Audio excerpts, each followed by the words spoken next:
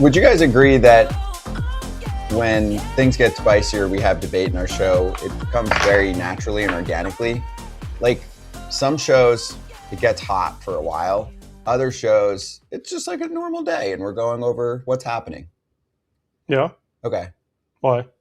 I'm just asking. This isn't even coming from comments or anything, but you know, the way that podcasting and even sports radio and TV, like debate shows, kind of became what they are, is that they'd have these production meetings. They figure out what they're going to fight over and take sides and whatever. Like, we don't do that. So I was just thinking, because I feel as if today's show will have some heavy debate back and forth. But then I think back to other days when I'm just like, yeah, we're just running through the news and what's happening. And sometimes we all agree on everything. So I just wanted to say that if you want to have a show and just do what you want and say what you want, you actually can do it. You don't have to fabricate it. That's all. Well, I agree that the Mets really need to win a game today with Nolan McLean pitching. I too agree. Kratz, do you agree? They didn't lose. They didn't lose yesterday. That's true. I think today is the day they really, really need to win. I mean, they have their best guy going. They do. Against the Twins team that's been on the struggles. Who's pitching for the Twins? Woods Richardson, 0-3 with a 6. Hey, the only thing the only thing that'll cure him, the Mets offense. And he used to be in the organization, and I believe in that stuff. Yeah. Pitching with a little extra juice? No, I don't believe in that. I mean, I do believe in that, but yes. But remember listen, Jack Nolan Flaherty, McLean, that one start? And this is not this. I guess it is a knock on Simeon Woods Richardson, but Nolan McLean should be able to beat Simeon Woods Richardson straight up in a game. But Nolan McLean might go 6 2/3 shutout, and Simeon Richardson. Someone's hitting a homer tonight for the Mets. I don't know who it's going to be, but someone's going to hit a big homer for him. Okay. Yep. Well, we'll get to all of that. Let's start with some juice here with Charge the Mound. Charging the mound.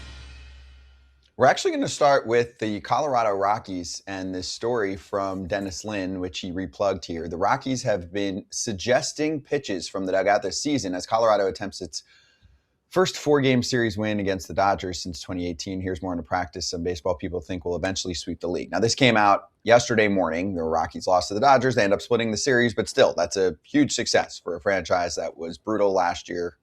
And I'm not saying this particular pitch calling has anything to do with them winning or not in a 4-game set. The point is we want to bring this up as it's starting to grow in the league. Kratz did a great segment on it weeks back with Alana when those two were on the show. AJ wasn't on that show. You guys are smart catchers that host a show every day. So let's dive into this. We now have the Marlins involved. The guy who does this for the Rockies was with the Marlins. They bring him over. Now the Rockies are in. The Rockies are suggesting pitches. Take that for what it is. This happens in college baseball a lot. What do you mean they're suggesting? They're indicating what they think. This is going to be the norm. Do. Let's just get it out there. It's going to be the norm. In the whole league? Once Salvador Perez, once JT Realmuto, once some of those older guys that play every day go away, this is going to be the norm. Because they're going to say we can do it better. Even though these guys some of them sitting in the dugout have probably never called pitches in their life. Ooh. And I just go back to this. Here's the thing. You want to call the pitches from the dugout, don't get mad at the catcher, and don't get mad at the pitcher when they give up hits or runs. It's not their fault. It's your fault, whoever's calling the pitches. And the biggest thing I'll never forget is Don Cooper, our old pitching coach of the White Sox. We'd call, let me call the game. We'd hang a slider and the guy to get a hit. He'd say, why'd you throw the slider? I go, Coop, you want to call the pitches? We can go fastball in, fastball away, curveball, slider, changeup. You call them all. First sign, last sign, whatever sign you want. Go for it. And he goes, I don't want that pressure. Exactly. Shut up. Because listen, if you're calling them from the dugout, you can't get mad at anybody but yourself. And you can't get mad at anybody but the computer.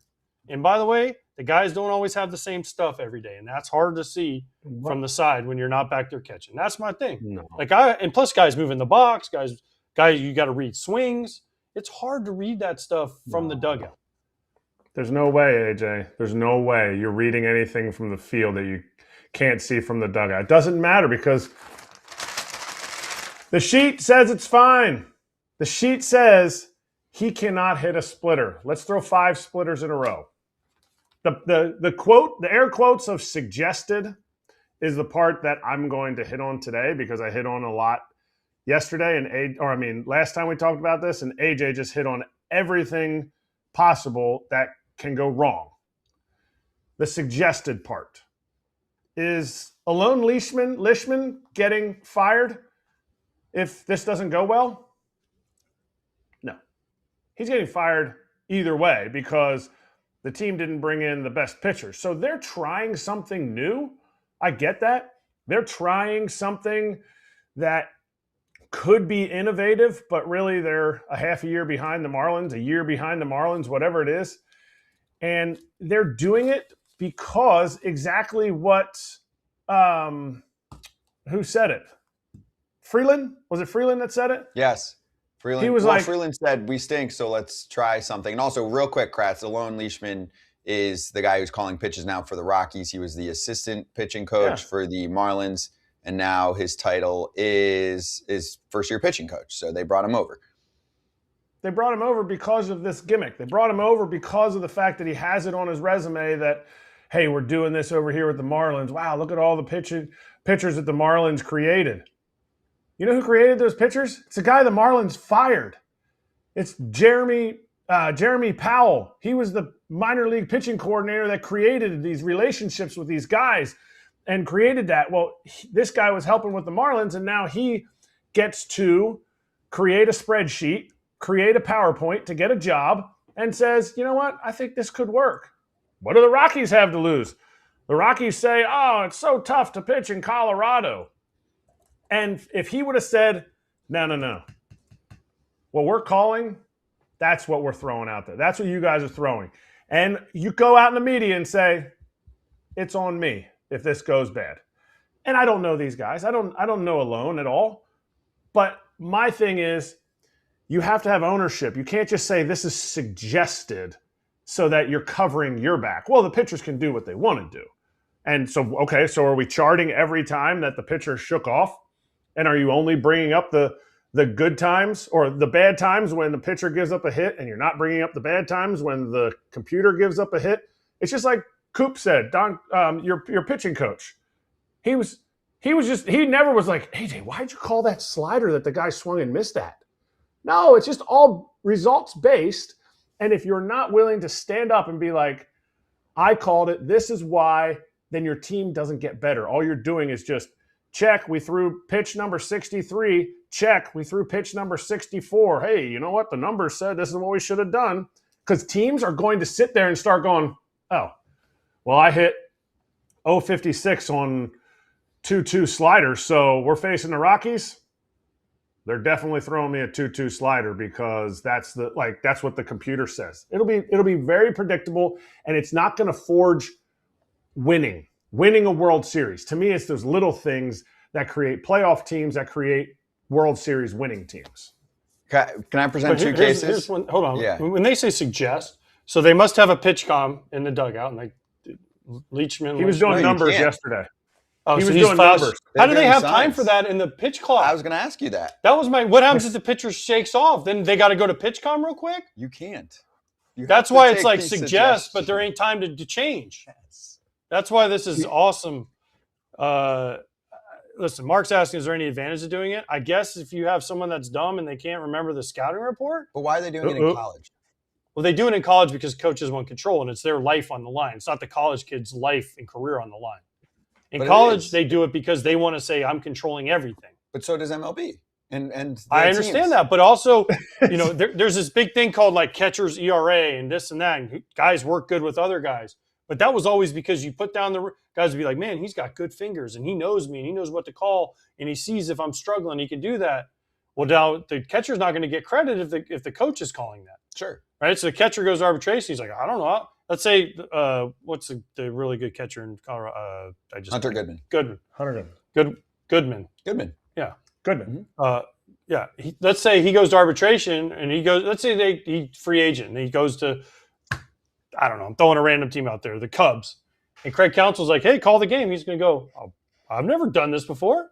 You know what's going to happen? The Cubs are going to start calling the pitches from the dugout. That's what I'm saying. This is going to be every team before long. And then if it is every team, I'm going to counter Kratz's point. If every team's doing this, Kratz, then what you're saying is not going to exist anymore. Because, the blame game is not going to be, well, some teams have the catchers calling, some teams have the teams calling. The teams are just going to call it. And that's what I'm saying. It's going to be every team. They're just going to be like, you either execute the pitch or you don't. But what happens? Okay, so then So then, okay, that's fine if they want to do it. But again, when a guy hangs a slider and the computer said throw a slider, but he hadn't had a slider all day, and you're in the third inning and he's been throwing cement mixers up there, and he hangs when some dude hits a homer, do you go in and be the stupid computer? I knew he didn't have a slider all day. Is there no feel, though? This is what I need to know is we should try and get one of these guys on the show because obviously you guys are going to be passionate about this and you have the best insight because this is what you did for your living.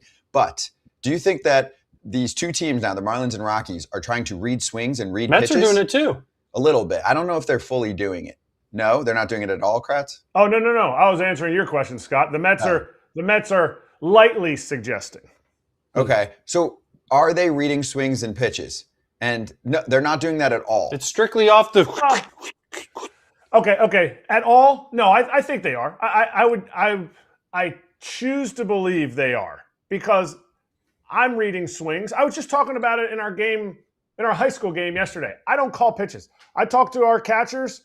We have 2 freshman catchers. And you know what? We learn from each situation. But you can read, okay, that guy just fouled a ball straight into our dugout. He's late as all get out. Don't throw a breaking ball. And then in high school, they throw a breaking ball and he swings and misses at it. So it's completely different at that level. You do have to read the swings. Are they reading the swings? I don't know, but like AJ said, you can't read the swings the same way. I mean, I remember catching and watching games from the dugout games I wasn't playing, and the backup catcher, whoever it was, they'd give up a hit or something. They'd come over and say, "What'd you think about that pitch selection?" I'm like, "You're in the game. I'm sitting over here watching from the side. I don't know what that guy has that day." In the end of the day, listen, I'm going to say this about scouting reports, and I'm going to say this about anything you want to say about baseball. If you make a good pitch, most of the time, it doesn't matter what pitch it is, Kratz, tell me if I'm wrong, you're going to get the dude out, okay? If you make a crappy pitch, most of the time, that's when they put their A swing and they hit a ball hard, right? So if I have a guy who throws a lot of sliders, and there's a guy who comes up and he's hitting 650 off sliders, but I got a guy out there that his best pitch is a slider, I'm still going to throw a slider. I just don't want him to hang it because nobody hits a good slider. No one hits a good curveball. No one hits a well-located down and away fastball. They might shank one the other way, but they're not doing damage most of the time. Damage. Does it happen? Every once in a while, but not more times than not, right? The pitches that get hit are mistakes most of the time. So it's not the pitch selection all the time. It's the pitch execution. And listen, so you can sit over there and do beepity boppity boopity boop over here all you want. But if that guy doesn't have that pitch that day, then he doesn't have that pitch that day. And how many times, Kratz, did you catch and you're like, oh, you have whoever you're catching. I'll use Tanaka, right? Because he had a split and he had the little cutter and all that. He comes out the first thing, he can't find his split, right? So you're like, okay, how can we figure out counts, even though it might not be the right situation to throw a split to maybe get his feel back? Like 0-2, he jumps ahead of a guy 0-2. You're like, okay, let's throw a split. And you're like, point at the dirt, like throw it in the dirt. So he feels it out front, right? That's stuff from the dugout they can't do. That's the stuff for me. Like you can call it pitches you want, but at the end of the day, it's about feel. Certain guys finish their cutter more out front. Or some guys have to get on top of their cutter. They have to think about that. Well, if every fastball they're throwing is up, okay, maybe that cutter will help them finish down on the next fastball, get that next feel. There was guys I played with that if they would throw their sinker one pitch, they couldn't throw the cutter the very next pitch.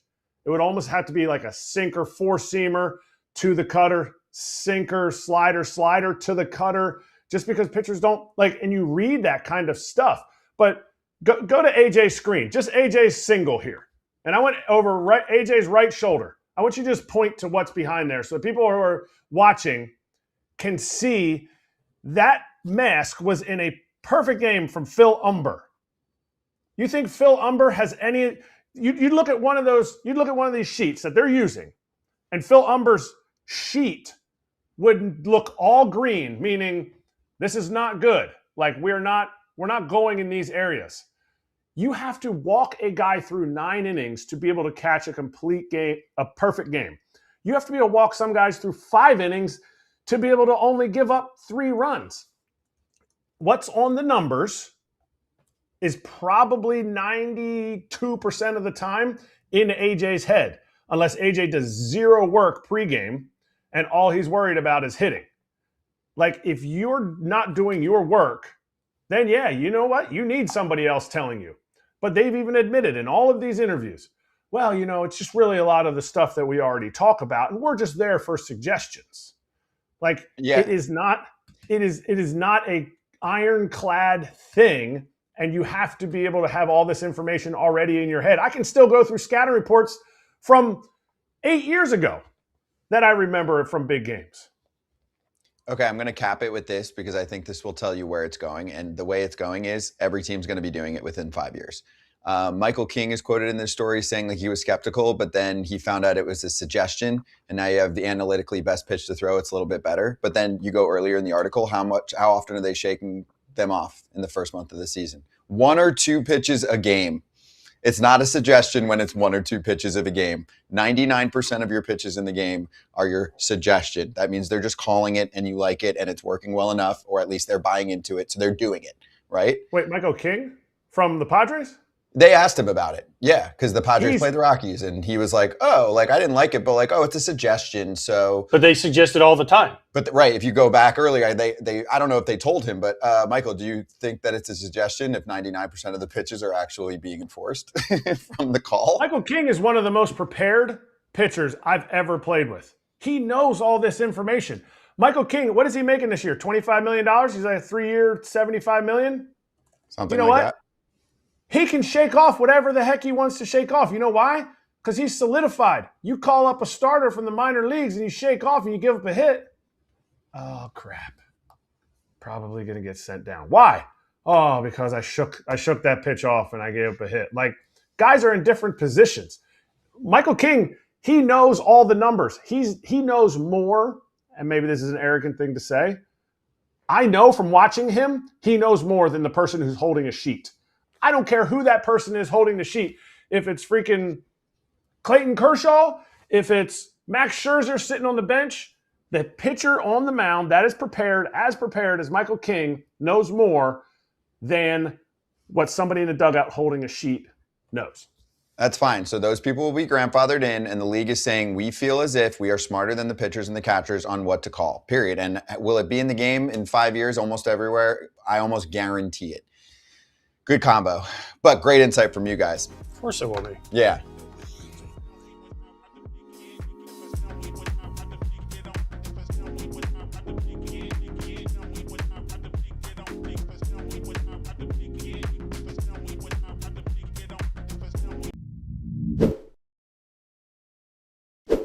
Support for today's episode comes from Square, and they've got big news. During Square's biannual releases event, they launched a wave of innovative new tools to help local businesses run faster, smarter, and more profitably.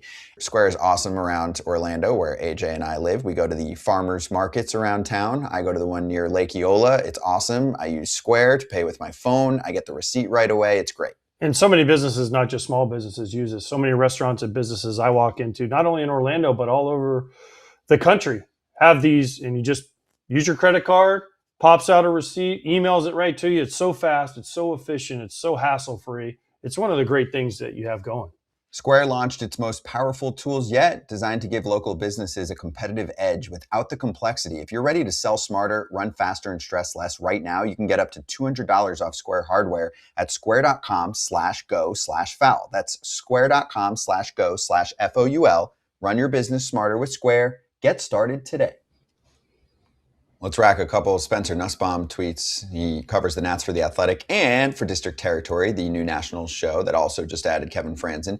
Jake Irvin hit Acuna with a pitch twice. Bryce Elder just hit C.J. Abrams in the bottom of the sixth. This is last night's Nationals-Braves game. Warning issued to both dugouts. And then the next tweet he sends is Blake Butera said he thought it was pretty clear the Braves hit C.J. Abrams on purpose, added in the context that it was the first pitch of the at-bat, and acknowledged that Irvin hit Acuna twice, both of which he said were accidents. Okay. So what did Blake Butera do about it? Couldn't do anything. He can. He can still today. Can. We just started the series, and I think those teams play each other pretty frequently, too. But you're saying, like, should they hit him back again? You want to stop it? Start beanball? Hit a dude. But the Braves are saying, I have no problem with the Braves did. Acuna got hit twice. You hit their guy. Boom. C.J. Abrams. Whack. Wasn't up at the head. Was fine. Boom. You hit him. Move on. But don't have Blake Butera come out and say it was pretty obvious they threw at him. No kidding, Blake. You hit their best player twice. Yes. Guess what's going to happen?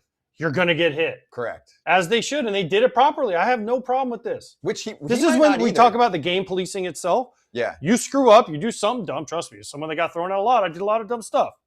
Okay? I got thrown out a lot, and I knew when I did it, and I'd take my medicine and go to first. I have no problem with that. It doesn't matter if there's intent or not. You hit their best player twice. Tony La Russa said you hit one of ours, written 3 of yours. Yeah. I don't know if Blake had a problem with it either. He just was asked if he thought it was intentional. He said yes. Okay. Yeah. But correct, it was. Your pitchers need to find the zone and not hit Ronald Acuna twice.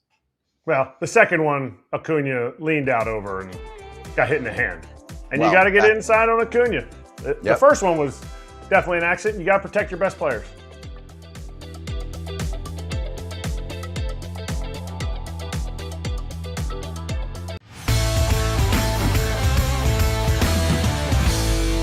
Time to hit the inside scoop presented by Game Changer FT Senior Insider Ken Rosenthal joining us right now. I'm just warning you, Ken, we're pretty heated up today. You probably caught a few minutes of the last segment, but let's start with yours that I thought brought a lot of fire on Monday morning, the article about the managers on the hot seat. Hold up. It's April 21st, Ken. It seems a little bit early for that article. It does, and I said as much in the story, but at the same time, we've got 3 teams, 3 of the top 7 payrolls in the game with managers who are under high expectations, and 3 teams that, for a variety of different reasons, are struggling. The Mets, of course, the Phillies, of course.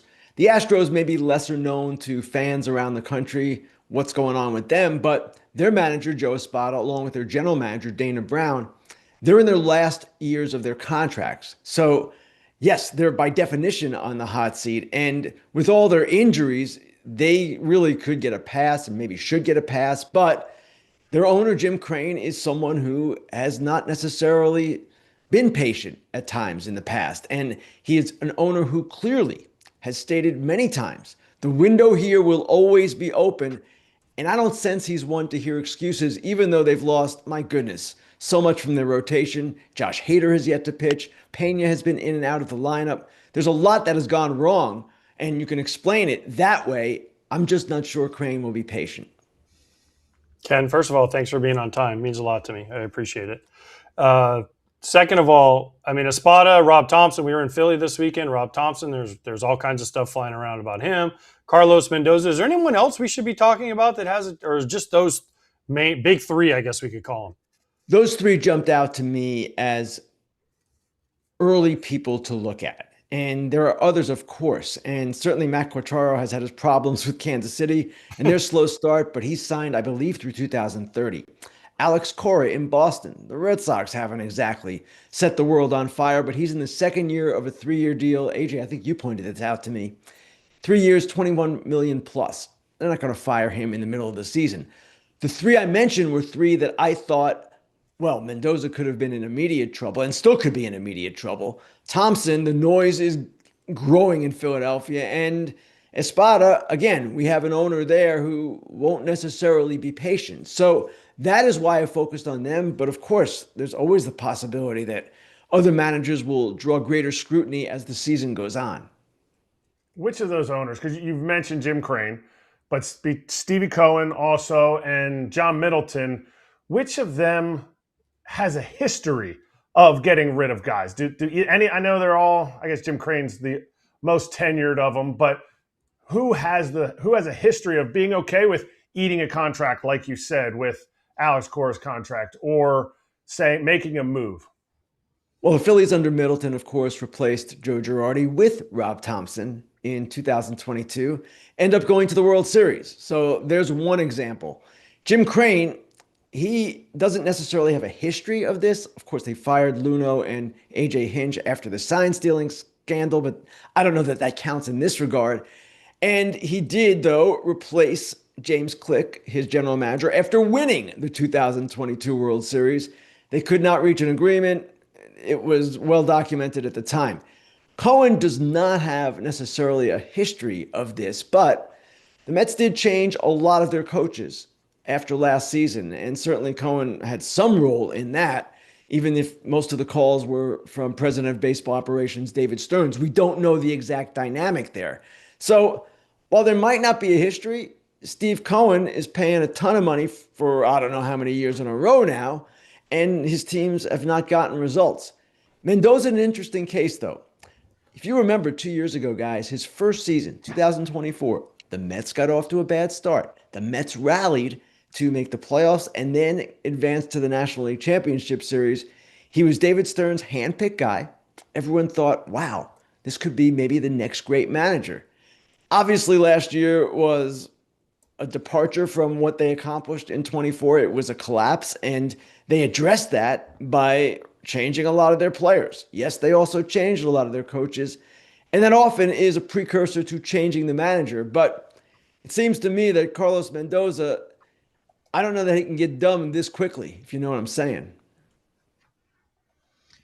Okay, so Ken, I'm going to somehow take us from this to something you wrote about last week. It was connecting some of the former Mets players in the organization to the Orioles. I don't think we had asked you about it, but I also wanted to connect what the Mets are going through right now to the Orioles, if you see any connections there. I just remember 2 off seasons ago, our show being like, Baltimore's spending, but like this isn't making a ton of sense. They really need pitching, and then it blows up. Mets this offseason. I like some of these moves. These are some good names. Half the team's out of position. There's so much change in so little time. And at least so far this season, it blows up and they might create a hole that they can't get out of. Orioles last year created a hole they couldn't get out of. Fired Brandon Hyde. So anyway, I was just looking at things last night. I somehow stumbled upon your notes column again and was reading. I was like, I feel a lot of similarities here with what's gone on. It's not like these teams aren't trying. The Orioles 2 years ago, they were trying. They had dealt with, Angelos and not spending for years. They spent. They just seemed like they were off in how they were approaching things and did things differently this offseason. They're definitely trying, both teams. That's not the criticism here. That's not anything that people would say, it's not happening. You might question how they're trying, and that obviously is the question, or was with the Orioles last year, might turn out to be the question this year. With the Mets, my concern all along was that it was too much new coaches, new players, a lot of new players. And I felt, even going back to January, I wrote this, it might take them some time to gel. And that ultimately might be what the case is here. Without Soto, especially, they're 3-11. So they don't even have their best player. Then they have all of this change. And yes, players out of position, players that are unfamiliar with the pressures that come with playing in New York. All of these things are coming together. So Fangraphs entering the season had the Mets with the second highest projected win total in baseball, I believe. That was based on the numbers on paper, the projections, the talent that they had. It doesn't always mean that the talent fits together. Now, it's early, and maybe the Mets finally do coalesce at some point, especially after they get Soto back. But we're seeing another case here, guys, of when the projections and the numbers don't tell us everything. It might turn out that way, but at least in the early part of the season, there are a lot of things going on with this team, it seems, intangibly and tangibly, that might have created this poor start. Ken, the Mets were 3-0 though when Soto first went down. So everyone's saying they don't need him. So what happened between 3-0 and 3-11, Ken? I don't know, but certainly they should be capable of winning games without Juan Soto. My goodness. They've got Bobichette, they've got Francisco Lindor, they've got all these guys. Yesterday we had, was it Tim Britton? Yep. Tim Britton. Okay, I want to make sure I get his name right.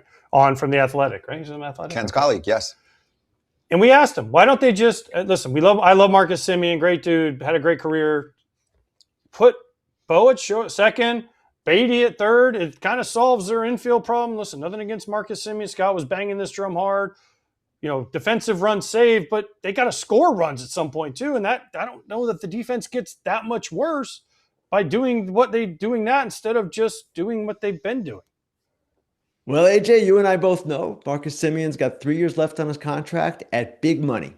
They're not going to give up on him so soon. Now, if you are paying attention, you might have noticed that while Marcus Semien won a Gold Glove last year and remains a very good defender, he hasn't hit in 3 years. It's not something that snuck up on anyone. Now, they wanted to get out of the Nimmo contract. 5 years left there, 3 years left with Semien. They thought that was a good exchange. They thought this would improve their defense. Well, okay, but you were going to sacrifice offense if past performance held, which so far it is holding. I don't know that they would do such a dramatic thing like that, AJ, even though in some degree it would make sense. Bichette seems to be holding his own at third defensively, so it's not a problem.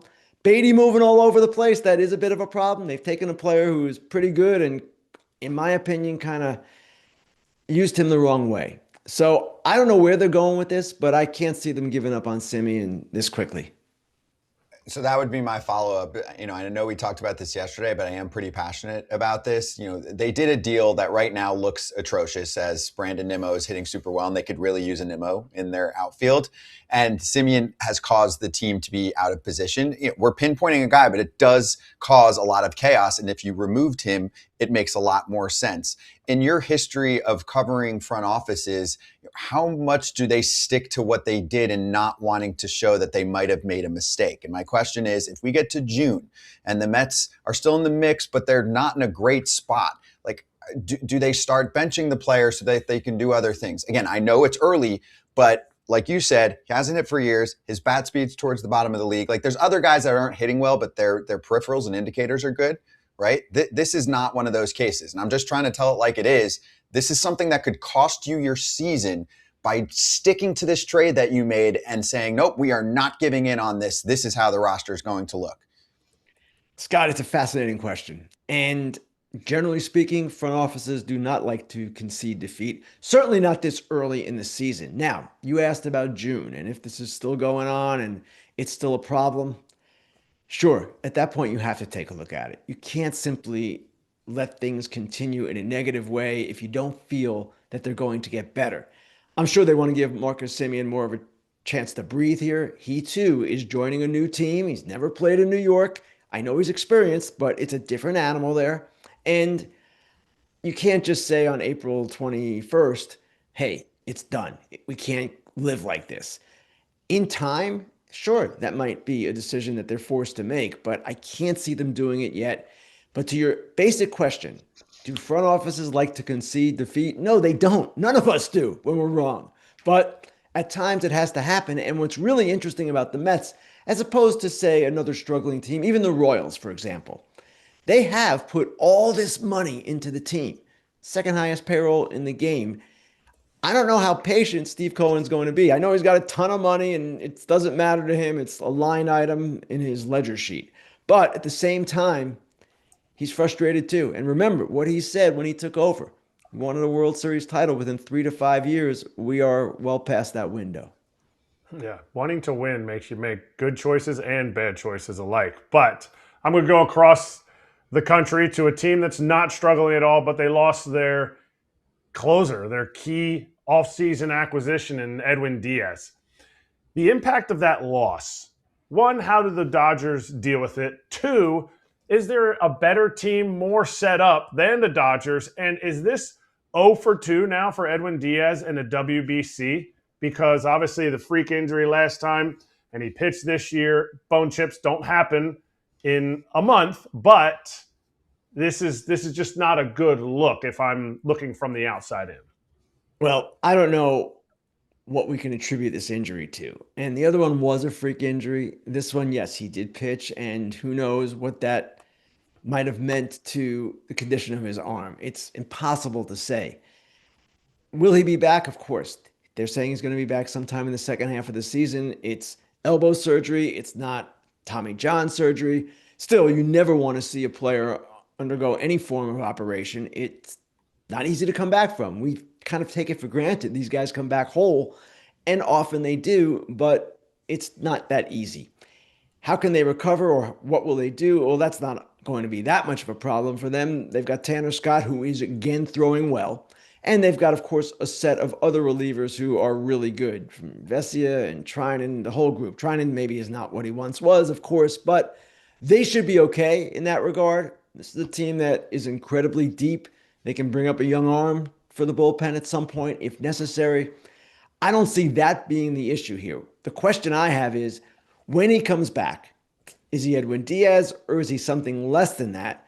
Then it becomes a concern. But even then, he's going to be back, say, July, August, and you would think he'd have time to build strength toward the playoffs. What do the Dodgers care about most? The playoffs. So even if Edwin Díaz had been healthy, they might have eased up on him at some point in the season. That's what they do.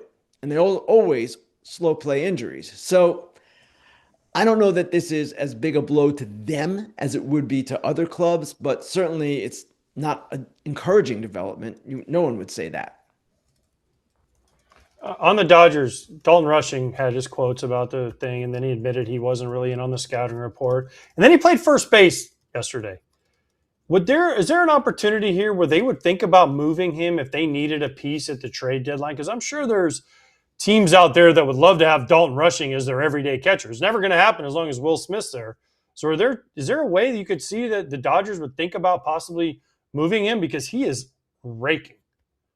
AJ, we were talking about this, I believe, in the car going over to the game on Saturday, and he is in a position like a lot of young Dodgers players have been in the last few years where he'd be better off elsewhere. Doesn't mean the Dodgers feel he'd be better off elsewhere. And when I say better off, he'd get more playing time elsewhere.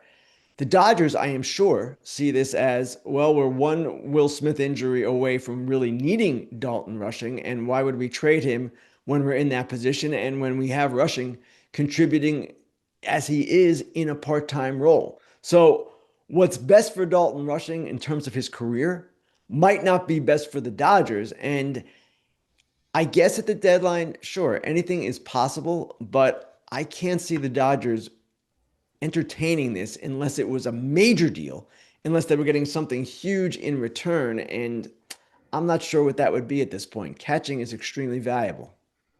Well, my point was, when Ken and I had the conversation, I think Joe was in the car too, Joe Davis, who obviously works for the Dodgers. Mm-hmm. I asked Joe, I said, Joe, how's Dalton Rushing handling this? Because he's probably saying, if I was on 29, not 29, but a lot of other teams, there's probably 24 teams he could go to, that he would be the starting catcher, play every day, and he's just not playing. And when he gets in there, though, he bangs. And then, and Joe's like, oh, he's handled it great. He said all the right things. Of course he's going to say all the right things, but deep down, he's got to be thinking, please, I love that I'm going to get a ring. Maybe I already got one. Maybe I can get another one. But I'd also like to earn some money for my family and have a nice career and play baseball every day. Yes.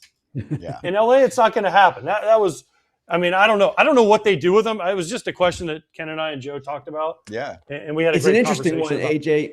it's Also, crazy. too, you do hear from the young Dodger players that there's nowhere else they'd rather be. They're learning so much, and my goodness, it's the model franchise in sports right now. But at the same time, from an individual standpoint, in terms of earning money and getting to play the game you love and you've trained your whole life to play, it's not a great situation for some of these guys. So there is that yin and yang there with the Dodgers. But to answer the question again, I just don't see them trading Rushing. Is No, I the know. ultimate. Listen, of course they're going to all say that. No one's going to come out, but they don't have any young guys. They have one. What's the other young guy they have? Well, Kasparius has been in that position before. Some of their other young pitchers, Emmett Sheehan, Ha-Seong before Kim he isn't. Pitchers became are way Kim. different than position We talked players. about Ha-Seong Kim yesterday and how He's was not a in the young minor. guy. He's already got paid. Yeah, I He mean, didn't they get did- paid all that much. He got Totally. paid enough. not big league. Totally crazy different. This is a pay. young kid who is Yeah, a no, first AJ's round right. pick, who's on the Dodgers, and there ain't nowhere for him to go. No. There's nowhere for him. There's no path in the next 7 years, or how many ever years Will Smith has left, A lot. for him to play all the time, unless something, God forbid, happens to Will Smith. There's not a path.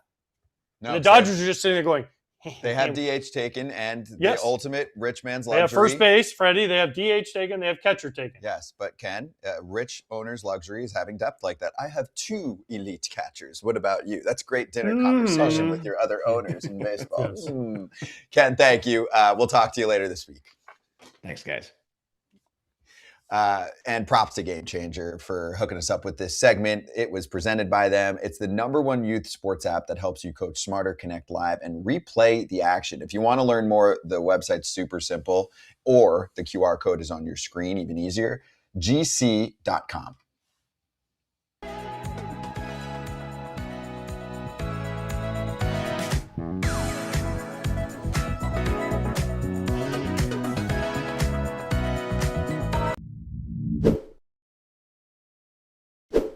People, life is expensive. So you should start looking at things that are unnecessarily expensive, like your phone bill, and say, is there a better option? Mint Mobile is a better option than if you have other companies, especially when you have kids like me and you have everybody and their brother on your family plan. Mint Mobile will give you a cheaper option with the same coverage. Yes, and some wireless bills are crazy with the bogus fees and the free perks. They are not free perks. They cost you more in the long run. So just go to Mint Mobile, check out what they have to offer. All plans come with high-speed data and unlimited talk and text delivered on the nation's largest 5G network. If you like your money, Mint Mobile is for you. Shop plans at mintmobile.com/territory. That's mintmobile.com/territory. Upfront payment of $45 for 3-month 5GB plan required, equivalent to $15 a month. New customer offer for first 3 months only, then full price plan options available. Taxes and fees extra. See Mint Mobile for details. Hey, this one's fresh. Breaking from John Heyman. Kirk's plan Shocker. has Juan Soto returning to the Mets tomorrow, which is Wednesday. He's needed. That's what Heyman said. But I would retweet that. He's really good. Like but they were 3-0 without him, remember? Until they were 0-11 after that. Juan Soto is a super duper star. He is. 100%. And there are a lot of games you watch and you go, man, if only they had a guy who could just pop a 2-run homer right now, or take 3 walks in a game and set the table so that knock turns into a run and puts a little heat on the pitcher and stops the momentum of 1, 2, 3 innings. Mm-hmm. It's almost like that. Almost if they had that guy. A lot of money. I hope he's 100% because he wanted to steal 40 bags this year, and all those walks were turning into doubles when he stole 30, whatever it was, 38 bags. Like, let's make sure he's 100% because they sure as heck can't string 3 hits together to score him. So he's going to have to be able to run when he's on base as much as he is, because he comes back, nobody's going to be like, gee, I wonder if Juan is rusty. No, they're going to be like, put him on, see if they can get 3 hits after him. Yeah, I don't think he's going to steal 38 bases. He has none so far this season. He just missed some time. Cavs are tricky. They are tricky. Every time That's why calves and hamstrings, every time you think they're healthy, give it another week. How many times have you seen it? I've seen it so many times, man. And by the way, Dalton Rushing has 27 at-bats, 7 homers. It's a good rate. Sell him. 1 out of every 3.5. 7 homers and 27 at-bats. It's like Bonds.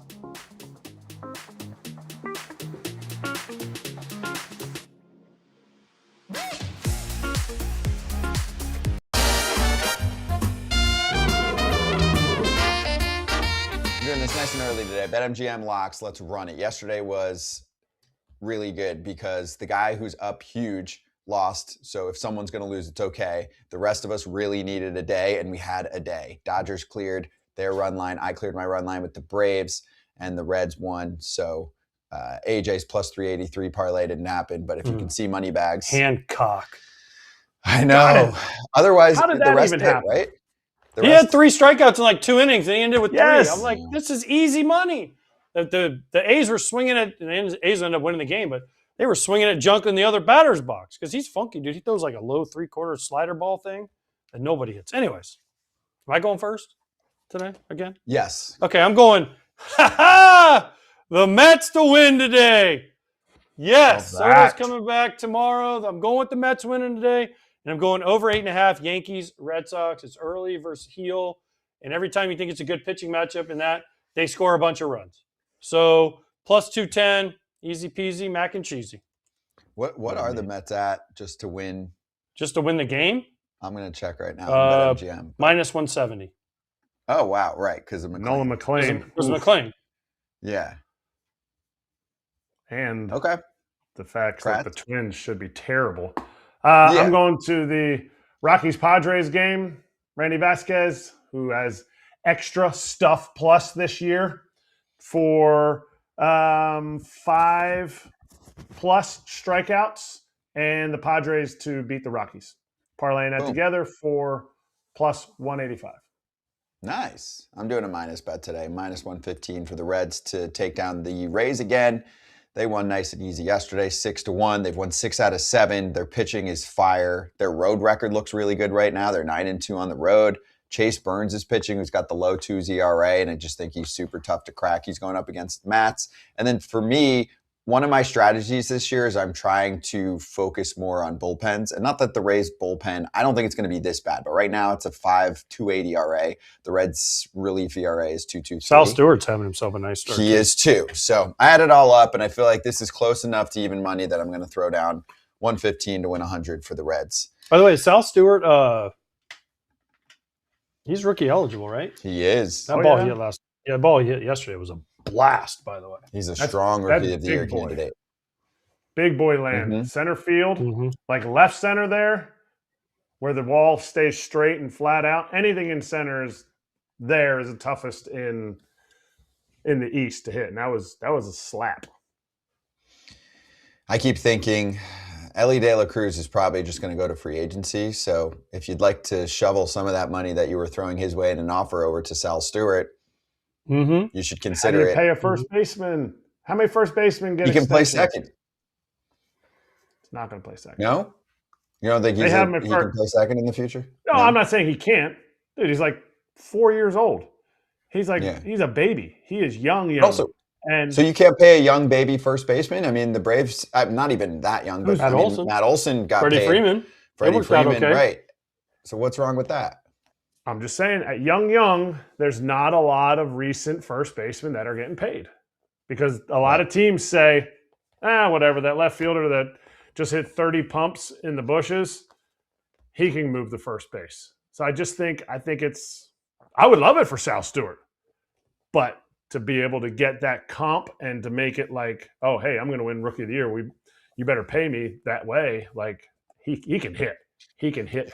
He's got a great hit tool. I didn't think he hit for this much power, though. You sound like a front office. Hey, so this doesn't really happen, but we will offer you an extension, even though you're a first baseman. Yes, and you're going to have to take it. Otherwise, who knows? Who knows? You might never make $1 in your life. Yep. I think they should do it. I think he's got the sauce. So let's show the locks, and then we'll go on our way. There they are. You got 2 plus money options plus mine. Good luck on your locks this evening. And you can take your MLB action to the next level this season. Nice and easy. Just letting you know about a little odds boost token, MLB style, that's in your BetMGM app or on the website at betmgm.com. You can add it to your bet slip, activate the odds boost token, and lock it in. If your bet hits, you're cashing out with a bigger payout. Gambling problem or concern, there's help. Call 1-800-GAMBLER. Let's talk Edwin Díaz injury next with Katie Wu joining us.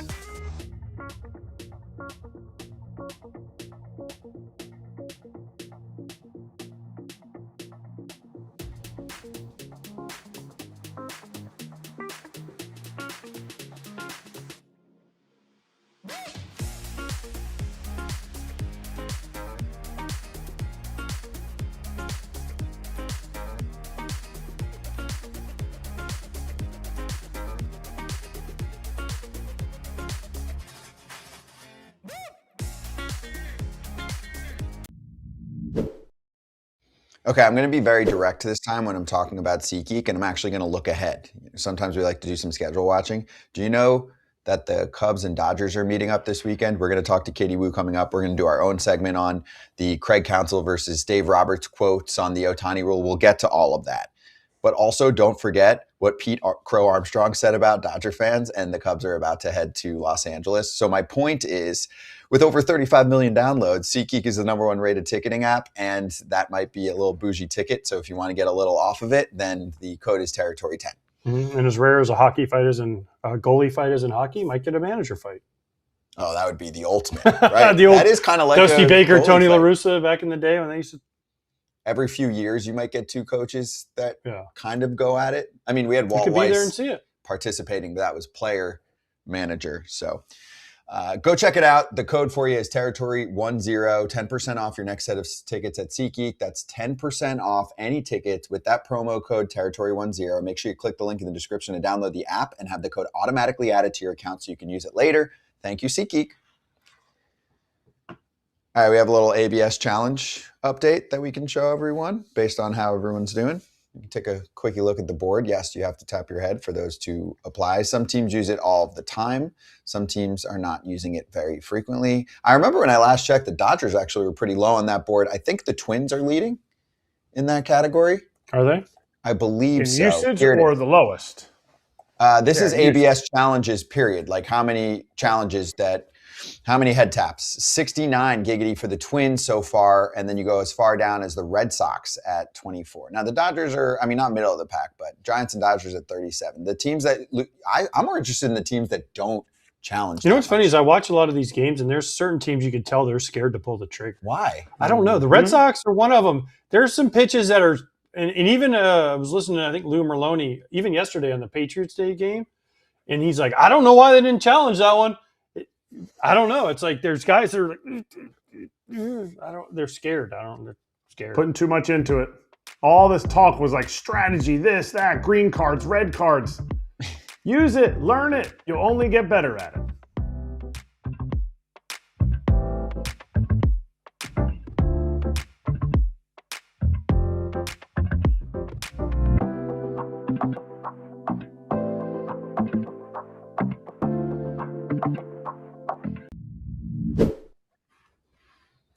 Dodgers territory host and the Athletics, Katie Wu, joining us right now. Great to see you, Katie. And I'm rocking the Dodgers territory shirt, which you can get at DodgersTerritoryShop.com.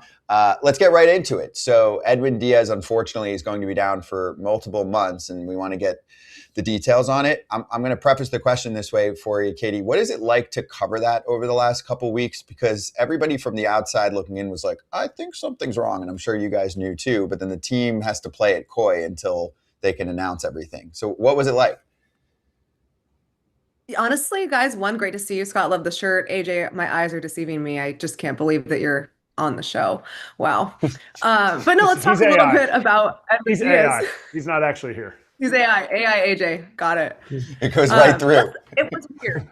It was weird, right, guys? Like, what struck me about how unorthodox the situation was that it ended up being loose bodies in the elbow, and we were told throughout the last week, the Dodgers as well, that it was just some kind of knee pain that didn't even require imaging. And as this kind of unfolded, the thing that stood out to me was the drop in velo from Díaz, because yes, it's early, it's April, but as a closer, if you see the drop in velo, like that does kind of raise some red flags, even that early in the season. But when Dave Roberts went out and said, we've talked to Edwin, it's a knee thing, it's not going to require imaging, we're just going to give him a few days, that to me made a ton of sense. Why push your closer in the first opening weeks of the season when you didn't necessarily need him? And then he comes out on Sunday, velo immediately. I think he pumped in a fastball that was under 93, very unlike Edwin Díaz. Isn't able to record an out against the Rockies, and Dave Roberts said, I'm paraphrasing here, it just didn't look right and it was concerning. Then he finds out, or the team finds out, that it's loose bodies in the elbow, and Edwin Díaz had not communicated anything about the elbow up until that time. So guessing around the kind of, here's what we're hearing from the player, here's what we think is going on with the team.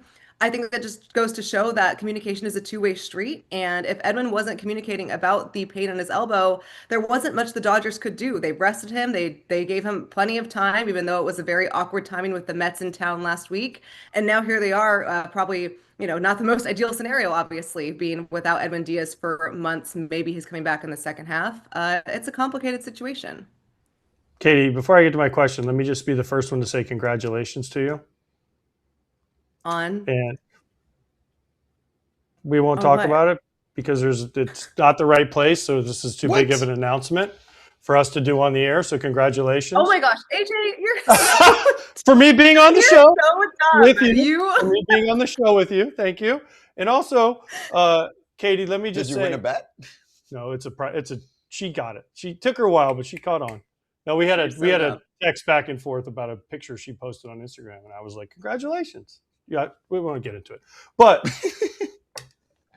what I want to know is loose bodies. Does that mean bone spurs? Does that mean there's like little things floating around in there? And did like something happen overnight when he got to Colorado? He landed and he bumped his elbow and he's like, ow, I can't pitch. Like, where does this come from? And what does it mean? Yeah, it's interesting because the Dodgers are certainly trying to find out. Edwin Díaz pitched in the WBC. He ramped up quickly. We talked to him. I talked to him before the team went on the road about just how was the ramp up period through spring training. He said he had no issue, felt no problems. Sometimes when you just throw hard, these things pop up. I will say when the Dodgers announced it was a loose body, is that to me obviously means surgery. So I was like, well, in minutes we're going to find out that he's undergoing surgery because loose bodies don't just go away. There's something that have to be removed. It's a cleanup procedure. Again, they're looking for maybe a return in the second half earlier, but it's going to be at least 2 to 3 months, probably closer to three for that timetable to return. And I think it just, again, the perplexity of this is that for so long, the team was like, okay, he's saying that his knee is bothering him, but not to the point where it needs imaging. He's just a little tired. Let's rest him. And then all of a sudden he comes out on Sunday. The numbers don't look right. The pitches don't look right. The velo's down. And they say there has to be something else. And Edwin says, it's my elbow. It's bothering me. So they find the loose bodies. He's going to undergo surgery tomorrow. And the Dodgers will hope for a speedy recovery and that he's again ready post All-Star break, but certainly a big blow for this Dodgers team. We've talked a lot about the depth that they've had in their system throughout their roster. The one area where they don't seem to have a lot is late and back end of the relief. And of course, they go out and get a closer for this reason. Now they're without him, and it's back to closer by committee for Dave Roberts. Who do you think the next person up is going to be for Dave Roberts? Because Tanner Scott has had success this year, but in that closer role in LA, he didn't have success. So is it going to be by committee where, okay, this is the best spot for you in a ninth? Or is Dave Roberts more of a manager that's going to say, okay, this is going to be my closer because Blake Treinen's the best or Vesia is the best in the ninth. I don't care what the matchup is. Yeah, Dave Roberts talked about that yesterday. He said he's not going to name a traditional closer. He will go back to closer by committee, very similar to how he managed most of 2025 when Tanner Scott started to struggle. And he called it a luxury, and it's true. Having Edwin Díaz allowed him to lock down the ninth and work backwards in games, so he was able to match up the leverage lanes with specific relievers. We've seen much better results from Tanner Scott, and up until Sunday, Blake Treinen as well. He got roughed up really for the first time this season against Colorado. And part of that, one is the execution, of course, from these pitchers, but also because Dave Roberts has been able to match up the leverage lanes based on what each reliever's strength is, because he knew in a safe situation who his guy in the ninth would be. He no longer has that luxury, which means he's going to have to pair the leverage based on game situation. And you guys know how these games work. There's no way to predict that. Your biggest spot in the game could be in the seventh. Sometimes it could be in the eighth, could be in the ninth. It could also be in the sixth. So you have to kind of have a flexible rotation with your high-end leverage guys to be able to match up with leverage. And I wonder if that's going to impact the early success we saw with Scott, with Treinen. Alex Vesia has been a lights out. You can make the argument their most reliable reliever so far this season. But it definitely gets much more complex in terms of game strategy because you're no longer working backwards or able to work backwards from the ninth. You have to patch the game together as you go. That's going to significantly change how Dave Roberts and pitching coach Mark Prior navigate these games. All right, well, during that time when Edwin was kind of my knee, oh, wait, no, it's my elbow, he threw a bullpen and wasn't available the one day. Tanner Scott had to come in. No other team has that luxury except for the Dodgers because they get an extra pitcher.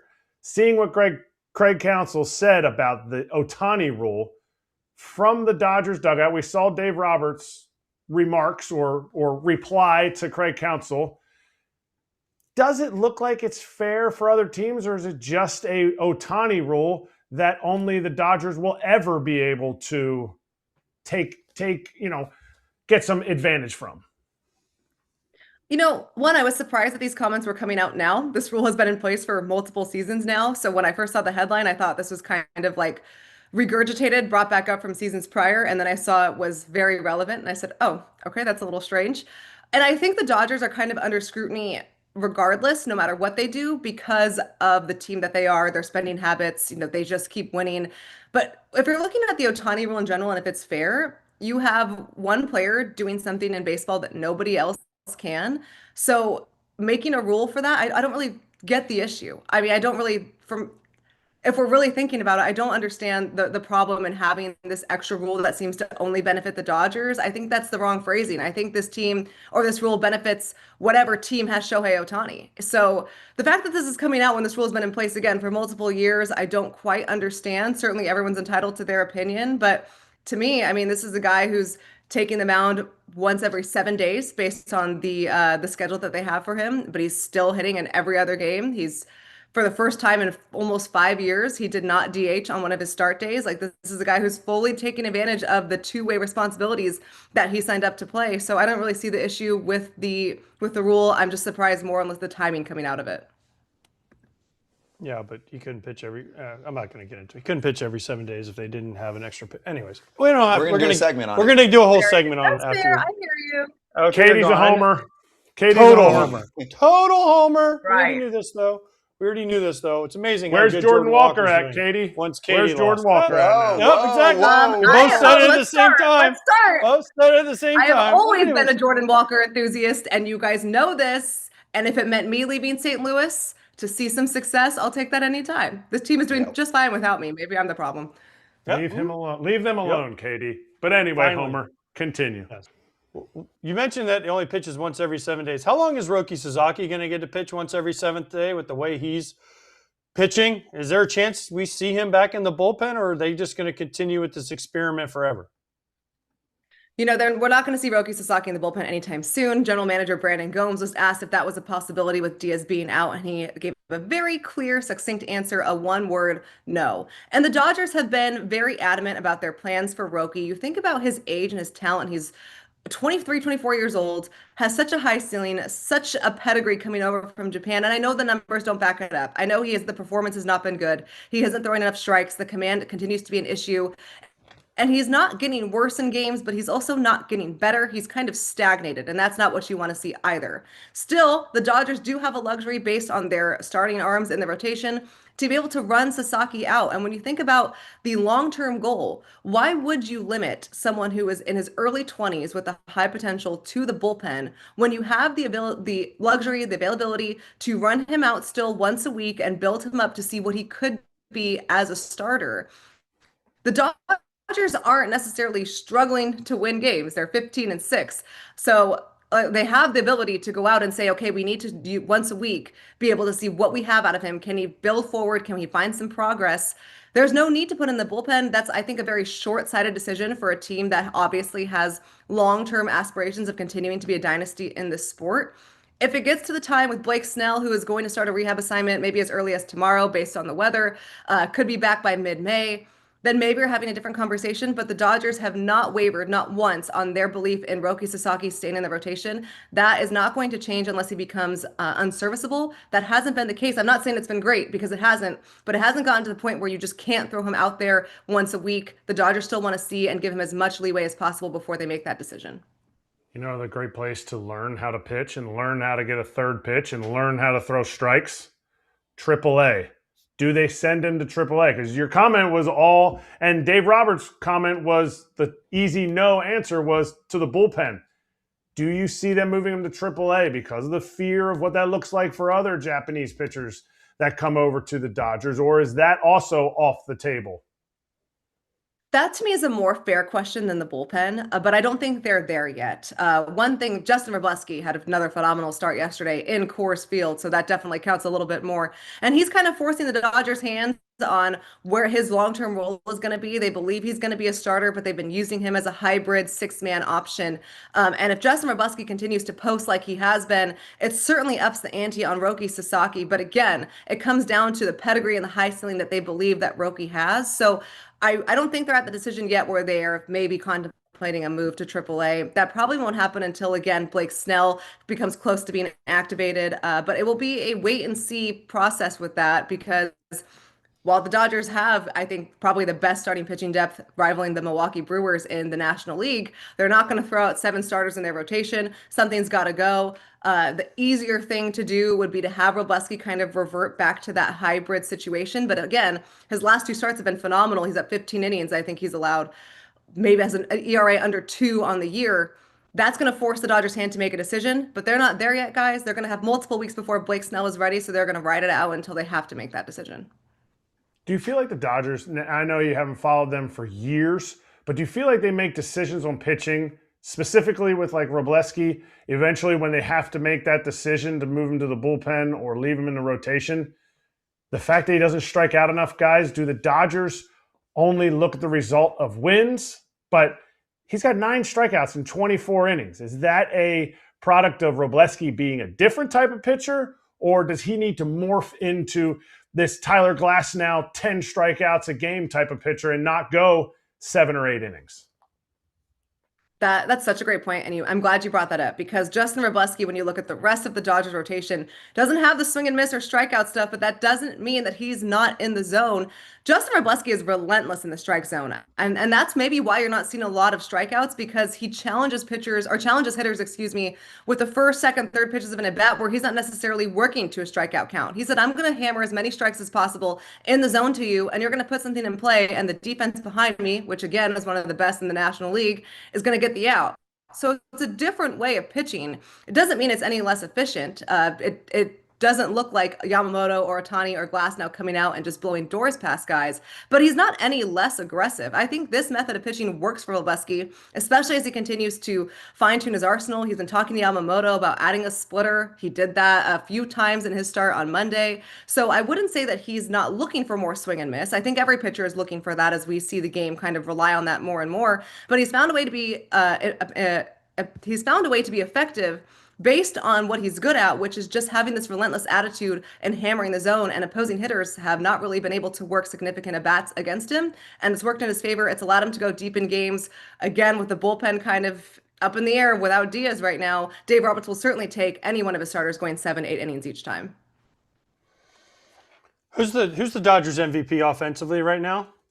Is it Andy Pages or is it Max Muncy? Sneaky having a big year so far.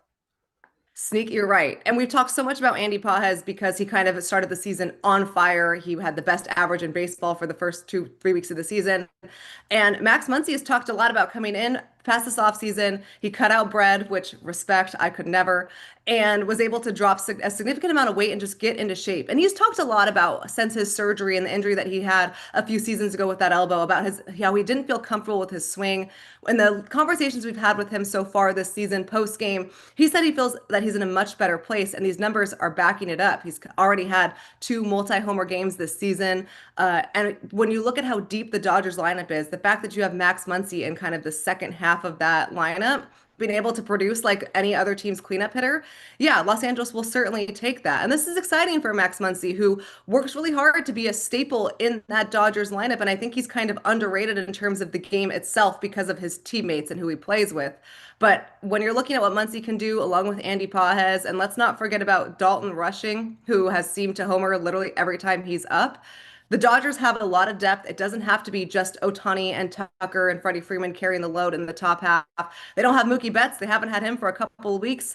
And the fact that they've been able to pick right up where their offense is, and you haven't really noticed Mookie's lack of production because he hasn't been there, I think that says everything you need to know about this Dodgers team. They're deep. They've had some severe injuries, some big ones. No Mookie Betts, no Edwin Díaz, and they've still been able to be just fine. So a lot of that is a testament to guys like Andy Pages, Max Muncy, and Dalton Rushing.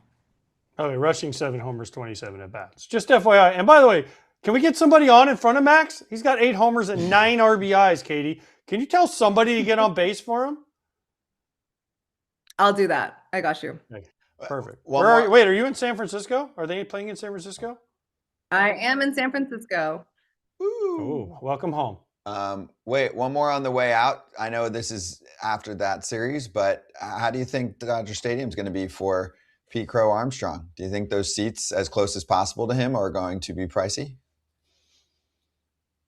So I completely forgot about the PCA comments, and I expect him to be received very loudly at Dodger Stadium on Friday. Dodger fans are a very passionate bunch. They don't forget comments like that. So I expect Pete Crow Armstrong to know that he's in Dodger Stadium for his first at bat. Not his first at bat.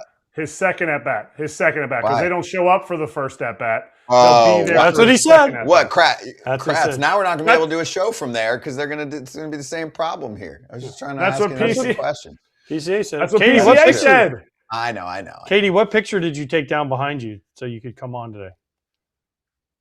My grandmother had this like gigantic scroll, but I was like, wait, this has to go. So my uncle helped me take it down. Shout out, woo grandma. That's right. The scroll. The scroll of R.I.P. doom. The scroll. The scroll of doom. Katie, you're great. Enjoy it out there. Thank you so much. You got it, guys. I'll talk to you soon. Bye, AJ. Okay, talk soon. Congrats, Katie. Dodgers territory. Katie, Alana, Clint, the power trio. You know what to do. Be right back.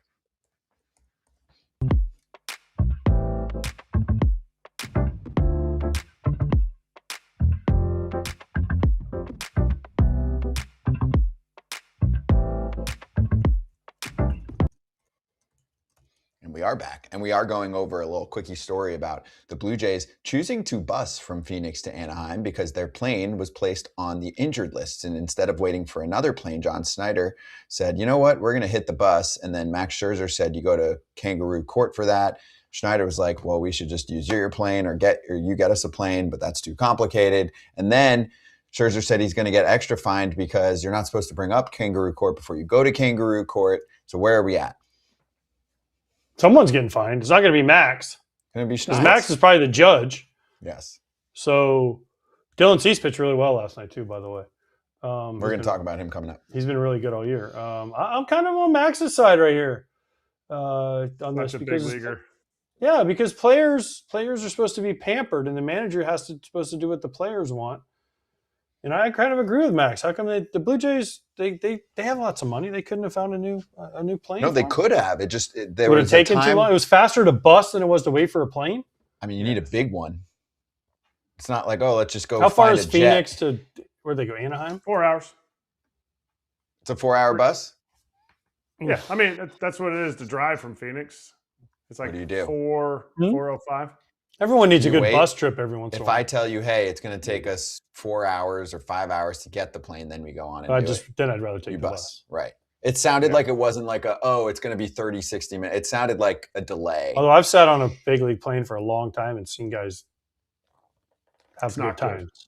Of course. Have good times. Yeah, as Have you good- should. I mean, if not you're like on stuck. the bus. It's not the same thing.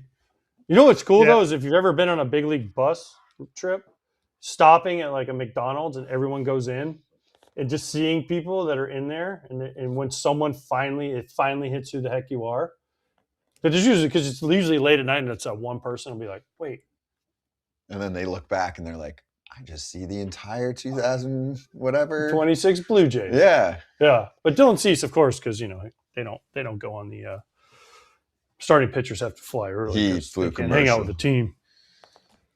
Bougie. Yeah, he pitched well though. He deserved it. I would say Max has to pay some type of fine here because I mean he could have gotten the boys. He could have gotten the boys just like Scherzer, just like Schneider said. Max, hook it up. You got a couple private jets. I'm sure you could get on call. I know AJ does, and Max, you've made way more money than AJ Pierzynski, so you got to have some peeps that you can talk to. Yeah, but you don't necessarily just roll up a jet that can fit the whole team in 5 minutes. It's not like two of Uber. them. You just Uber a jet. Well, we might have to A make big that. jet. Yeah.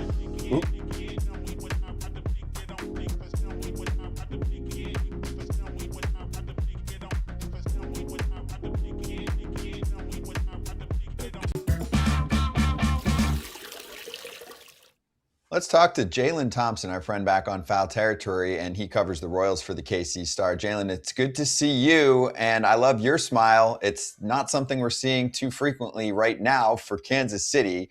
So tell us what's happening. This team looked like it was going to be decent, and it still might be, but do they feel like they're in a little bit of a code red situation right now? Yeah, what's up, guys? Hope you guys are doing well. Thanks for having me on. And you're absolutely right, Scott. The Royals did not think they were going to be in this spot this season.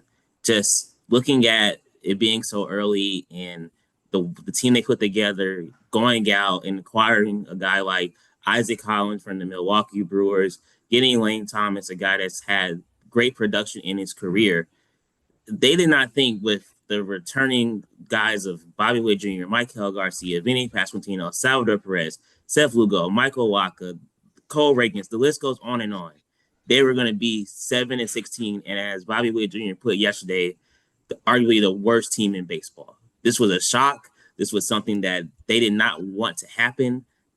We saw them in the World Baseball Classic and how well they performed. They were the talk of the world. They were the talk of just the whole thing, right? Vinny Pasquantino with the coffee shots, Venezuela winning, Michael winning the MVP award in the WBC. So this was totally a shock to their system, and now they're trying to figure out how to get out of it. Well, how do they get out of it? Because they can't score any runs. And by the way, White Sox are ahead of the Royals. Just saying. Can we show those standings a little bit more? Go White Sox. But how do they get out of it? Because the biggest problem, their pitching hasn't been awful. Now, the bullpen has been kind of a disaster, especially once Esteve went down and Erceg struggled as a closer. But how do they get out of this? Because Vinny's not hitting, Salvi's not hitting, Michael's doing fine, Bobby's doing fine, but there's a whole list of guys that aren't really performing up to what the Royals thought. So how do you fix that whole thing? Yeah, AJ, it's kind of like, and the way I view it as this right here, when I'm watching each game and I'm writing my game story, you will see the Royals beat in games and it's like 2-1, 3-2, 5-4, right? And you just have a feeling that the bullpen is going to give it away at the end of the game. And it's been like that for multiple occasions this season, where they will have a lead or it's tied, and you just know, you have a gut feeling this is not going to go the way the Royals want to go. So how do they fix this? I mean, I guess the easiest question is to score more runs, but that's harder to do in Major League Baseball because everybody is so good and pitchers throw 100 miles per hour all throughout the innings, right? So I think they just have to, they said they want to keep fighting. They said that that's their goal, that's their mentality, but really, I guess when you're in a slump like this, just don't press and just get back to playing the game of baseball. Like Bobby said yesterday, enjoy it. It's a privilege to wear that jersey, and that's their mindset. Come out there and just play and just let the chips fall where they may. All right. Well, what about that hitting? I know you said it's hard to hit, but it's hard to hit for everybody. They move the fences in, and we ain't seen nothing different about home runs for the Royals. I think they're 23rd in Major League Baseball right now in home runs. Like Bobby Witt has 0 homers. He's never being driven in, so he can't score runs that way. Like, is it a approach as a team because they're really good at not striking out, or is it the fact that they just don't have the personnel on this team that's going to be able to score runs that way, so they have to do it in little bunches here and there with singles and doubles and stealing bases? Yeah, I think you're right. It's the personnel to a certain degree. They went and they, like I said, they got Isaac Collins, they got Lane Thomas, they got guys they thought that could fix and help in the outfield. But when Vinny and Pasquantino and Salvador Perez are not hitting, that's a problem. If you look at yesterday's game, they had bases loaded with no outs in the 3rd inning, and not one run scored. None of those runners on base came home to score. That's a bigger indictment to this entire offense. It's just that they can't figure out a way to put the big inning together. And when they have, like I look back at a game they played against the Detroit Tigers last week, they were down 6-1. They come back, they take the lead. Salvador Perez hits a 3-run homer, and they couldn't hold that game. So you know there's flashes of it. There's flashes of those big innings. You know they can do it because if you look at the back of their baseball card, and I tell everyone this all the time, they are going to be the guys that their baseball card, their career says they are. It just hasn't happened so far in April. Vinny notoriously starts slow in the early months of a season. So maybe he'll turn around as the season goes on. Salvador Perez, he's a guy that hit 30 home runs, had 100 RBIs. He's the team captain, world's legend. People know that what he can do, but he's also going to be turning 36 years old. Is it to a point where Father Time might be catching up with him? You like what you see out of Carter Jensen and Jack Caglione, but Jack Caglione just hit his first home run yesterday. He hadn't hit a home run since the end of September last year, right?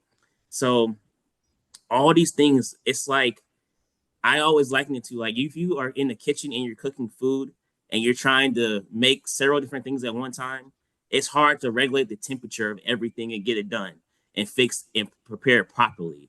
And I think if the bullpen's not working, the offense is not working, you just have a meal that you just can't enjoy right now. And that's what really Royals fans are getting. And that's why they booed in kind yesterday and why they're continuing to say, we need change. We need change. The question is, will the Royals give them that change? Will they make those changes inwardly to get back up the AL Central standings?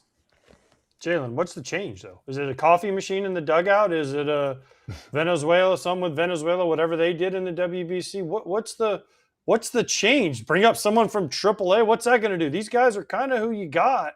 So what's the change that Matt Quatraro could make to try to mess with the, I don't know, the chemistry or whatever? Yeah, and that's a good question, AJ. You look at what they could do. They put different guys in the lineup. They put guys based on matchups, and they try to do everything they can. They got 3 hitting coaches.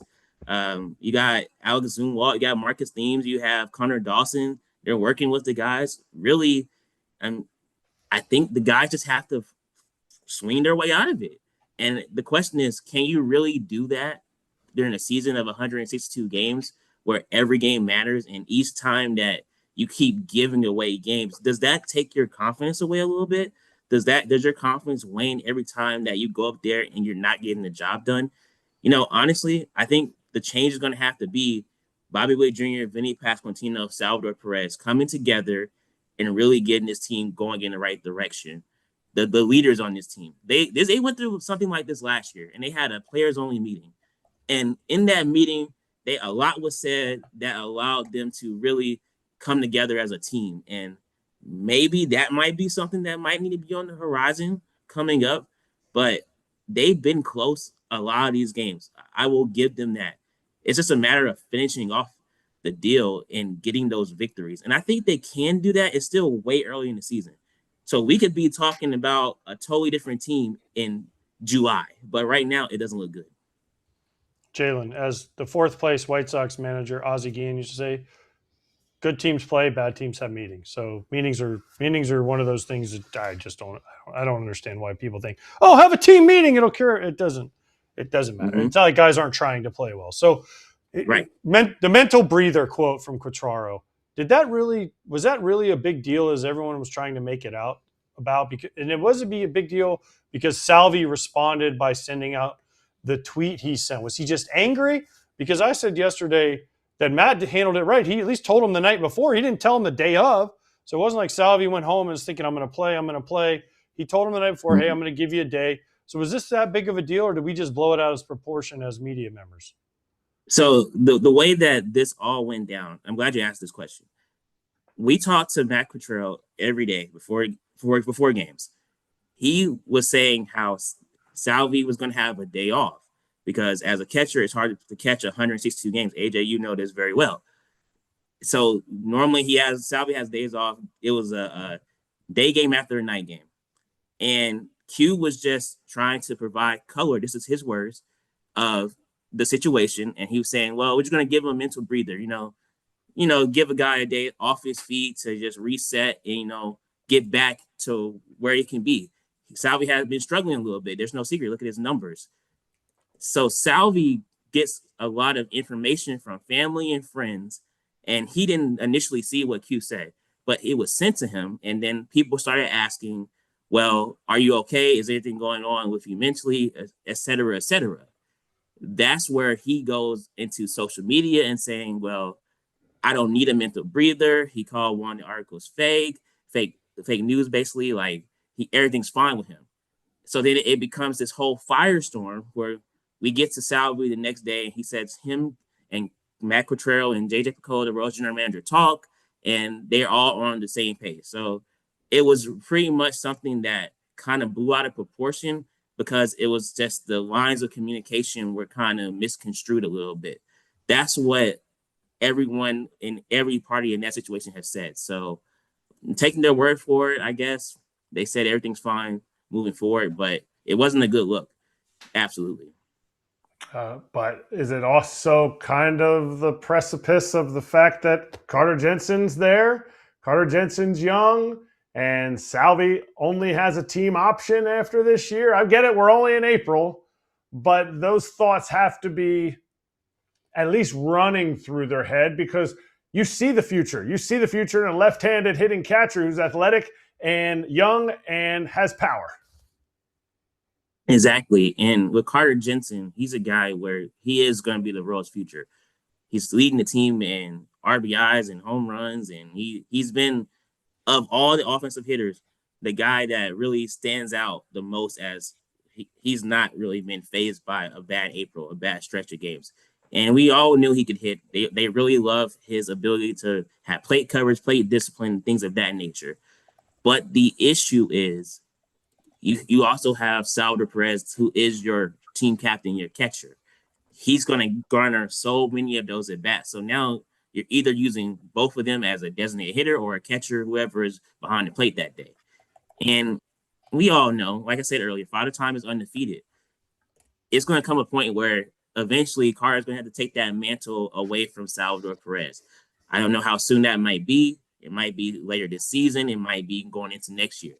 But Carter, it says that Salvi is his hero. He's a Kansas City native. He's grew up watching him. He loves Salvi. He's a great mentor. So there's no ill will on either side. They have a great relationship.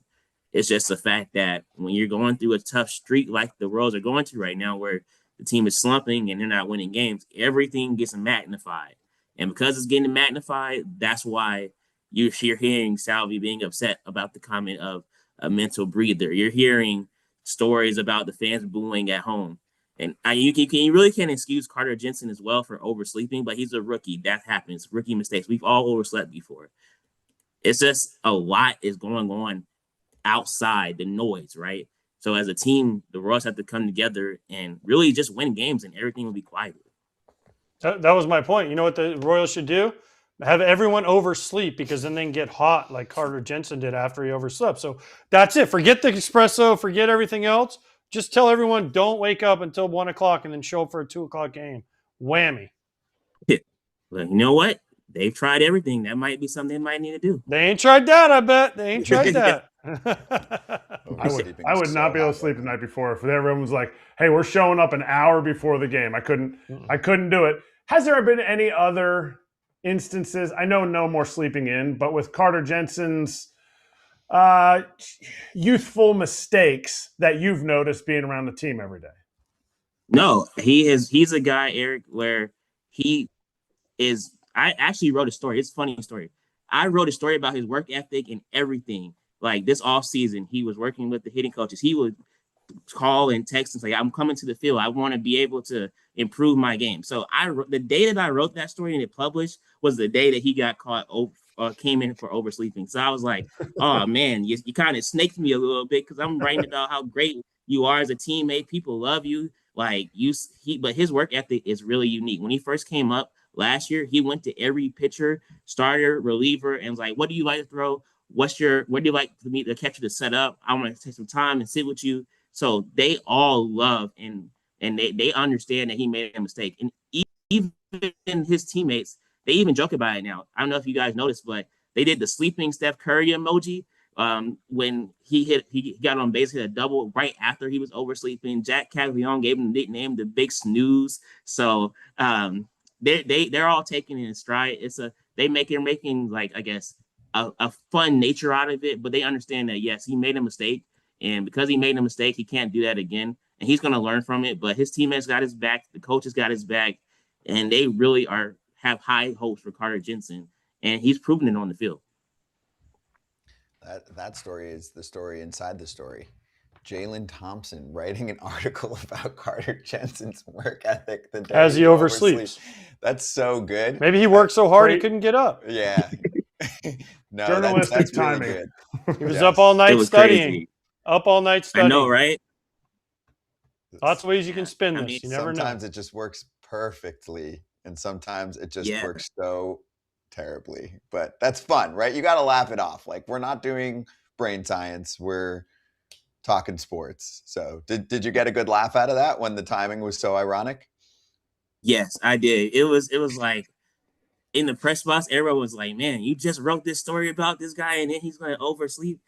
It was pretty funny. But I even went up to him and like I told him, like, I appreciate you standing up for that and answering those questions that we had after that happened, because he didn't have to really do that. Like, I mean, as a young player, he could have just owned a mistake and never said anything to the media. But he did. He stood up. He was upright. And that gave a lot of respect, that he was able to do that. And I think a lot of his teammates saw that and gave him respect too.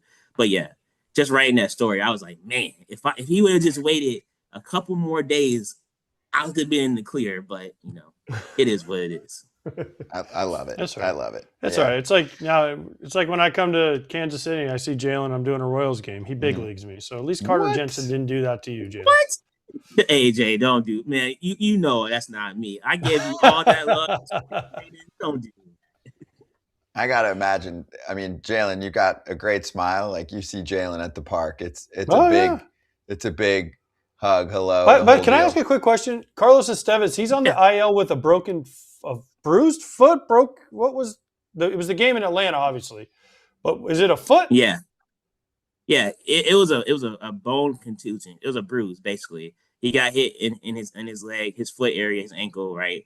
And he's still working his way back. He was dealing with, I think he got sick for a little bit. So he had to overcome a sickness, and now he's back throwing. He's in the clubhouse. He's walking around. Everything seems to be fine. The Royals just had to get him back to pitching. Even before he got hit with the line drive off the foot, his velocity was really down, between 90 and 92 miles per hour with his fastball. It just didn't look like Carlos Estevez that we all know. So for him, it's just a matter of getting back in games, getting healthy again, and having that velocity tick back up. Because if Carlos Estevez can be back to being the closer that he was when he led the league in saves last year with 42 and being an all-star, that might help the bullpen kind of get everyone back into their designated roles. Because right now, if you look at how the Royals play, if the starters are not going 7 innings, which they have been doing, there's a gap between the starters and then the rest of the game. And if you're not going to Lucas Erceg or Matt Strahm, who do you go to? Everyone else in that bullpen has not been good. And that's just putting it lightly. And they have to be better. So maybe getting a healthy Carlos Estevez will help fix that. He's been out for a while now. He only made the one appearance back in late March. So yeah, he's got to figure it out. I agree with you. I don't know if a bruised foot is going to hold you out for 6 to 8 weeks. So I never want to accuse anyone of phantom IL. That doesn't exist in baseball. Never. I was never on it. You were never on it. But we love Carlos. Good dude. Get your velo back. Get your stuff up. And then get the himahamakamako, whatever they do. Exactly. The celebration. That's Dragon Ball Z, AJ. Kami ha. Yeah, whatever. Whatever, nerds. This is not a Dragon Ball Z show. I don't even know. I don't know. I don't Goku, know. We were laughing with Carlos about that in spring training. I asked him about it. I didn't know what That's it was. funny. No, but it looks good. It's a great meme. Jaylon, you're the man. Thank you. Great to catch up with you, and we'll see you soon. All right. Thank you so much, guys. Talk to you guys later. Thank you. Check out Jaylon's work in the Kansas City Star.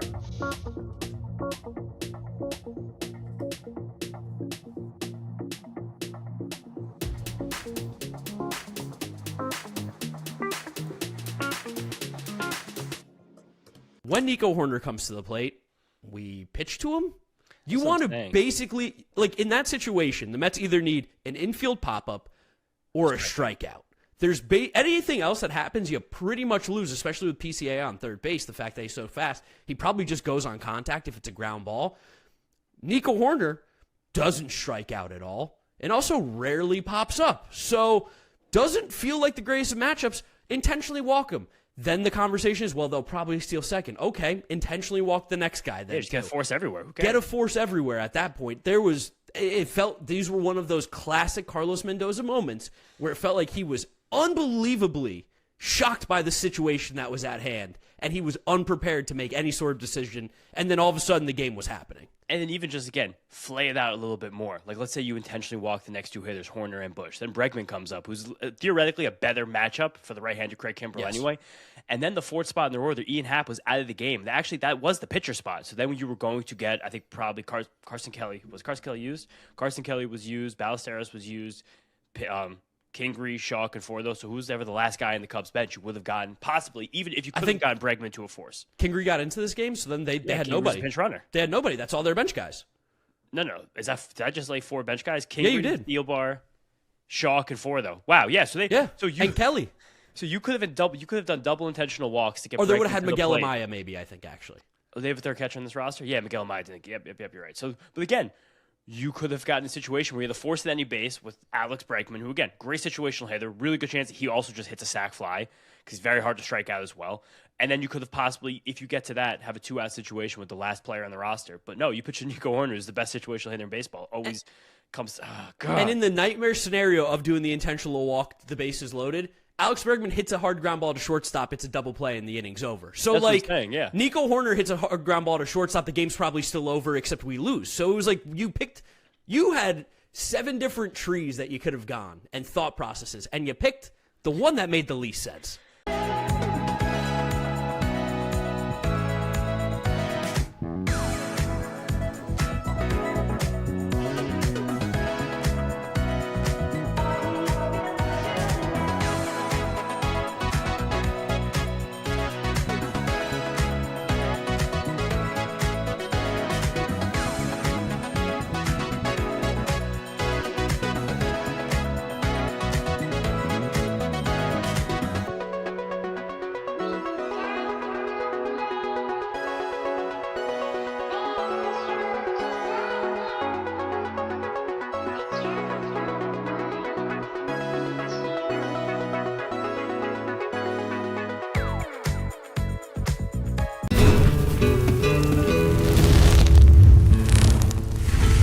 This is truly the definition of the Hot Corner segment. Craig Counsell does not give much to the media. He's pretty low key, but he was bringing it. And the Cubs and Dodgers are about to meet up this weekend.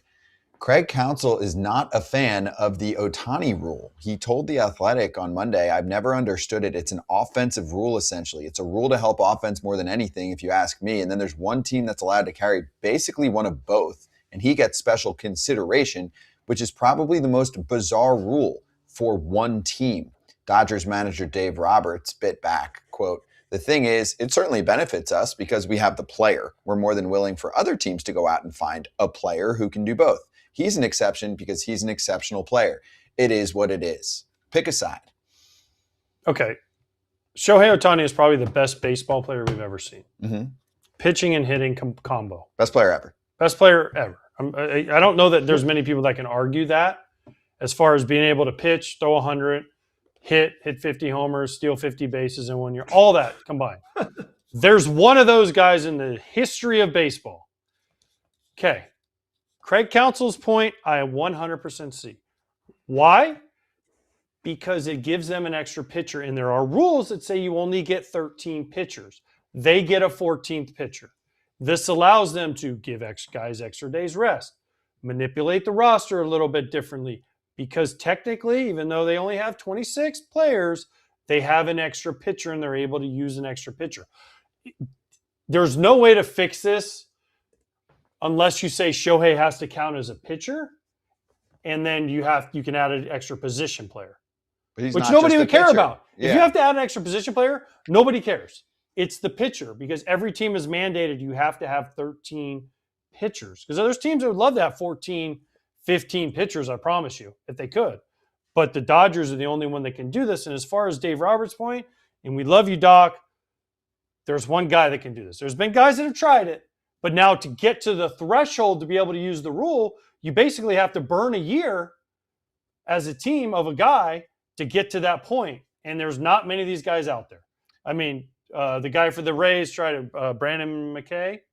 Brendan McKay. Brendan McKay, right? He tried it. Brooks Kieschnick back in the day was a guy who would have done it, but he was more of a reliever. Lorenzen did it a little bit. But the problem is these guys don't hit well enough or pitch well enough to justify a team that is going to try and probably compete to basically have to lose one or the other for a year.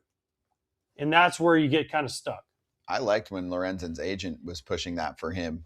He was like, hey, you could let him hit the qualifier. And just to add what that is, to qualify as a two-way player, you must do the following in either the current season or any of the previous 2 seasons. You need to pitch 20 MLB innings as a starter or a reliever. And to me, that's a big difference too, because if you're a starter, it's much easier to accomplish that. And you must start 20 MLB games as a position player or a DH with at least 3 plate appearances in those games. One other caveat, because this started in 2020, Kratz. This is not a new rule. 22. It's just getting a lot more attention It was 22 when it started? Yes. Oh, okay. Well, it started when Ohtani was with the Angels, not with the Dodgers. It's not like this popped up. Okay.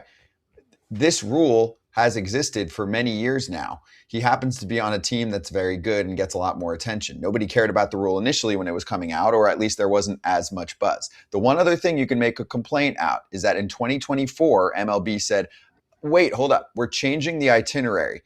In the previous season is when you have to qualify. Nope. Now it's in the previous 2 seasons is when you have to qualify. This was after in conjunction Tommy John with his elbow surgery. So you can certainly make a case that now you are cherry picking the rule to one player at that because who point. can qualify? Right. Trust me, teams have tried. Kratz, those teams try this all the time. They want to find these guys. They don't exist. Nolan McLean couldn't hit good enough. He's more valuable as a pitcher. There's one of these guys. And are any probably ever. I mean, Babe Ruth, whatever. Babe Ruth was not as good as Shohei Ohtani at both hitting and pitching. I'm sorry. He was a better hitter. That's why he became a hitter. And if you want the league to start enforcing this, try to find more two-way players, is this rule going to create that, or do you really need to start this in a different way? What do you mean? Hey, we want to try and create incentives and advantages. I actually think it discourages for teams it to have. So hard it totally discourages it. It's so hard to get to the thresholds. Yeah, but if you have a player that actually is Ohtani, you're going to come up and you're going to hit the thresholds in the season, and then you're good to go.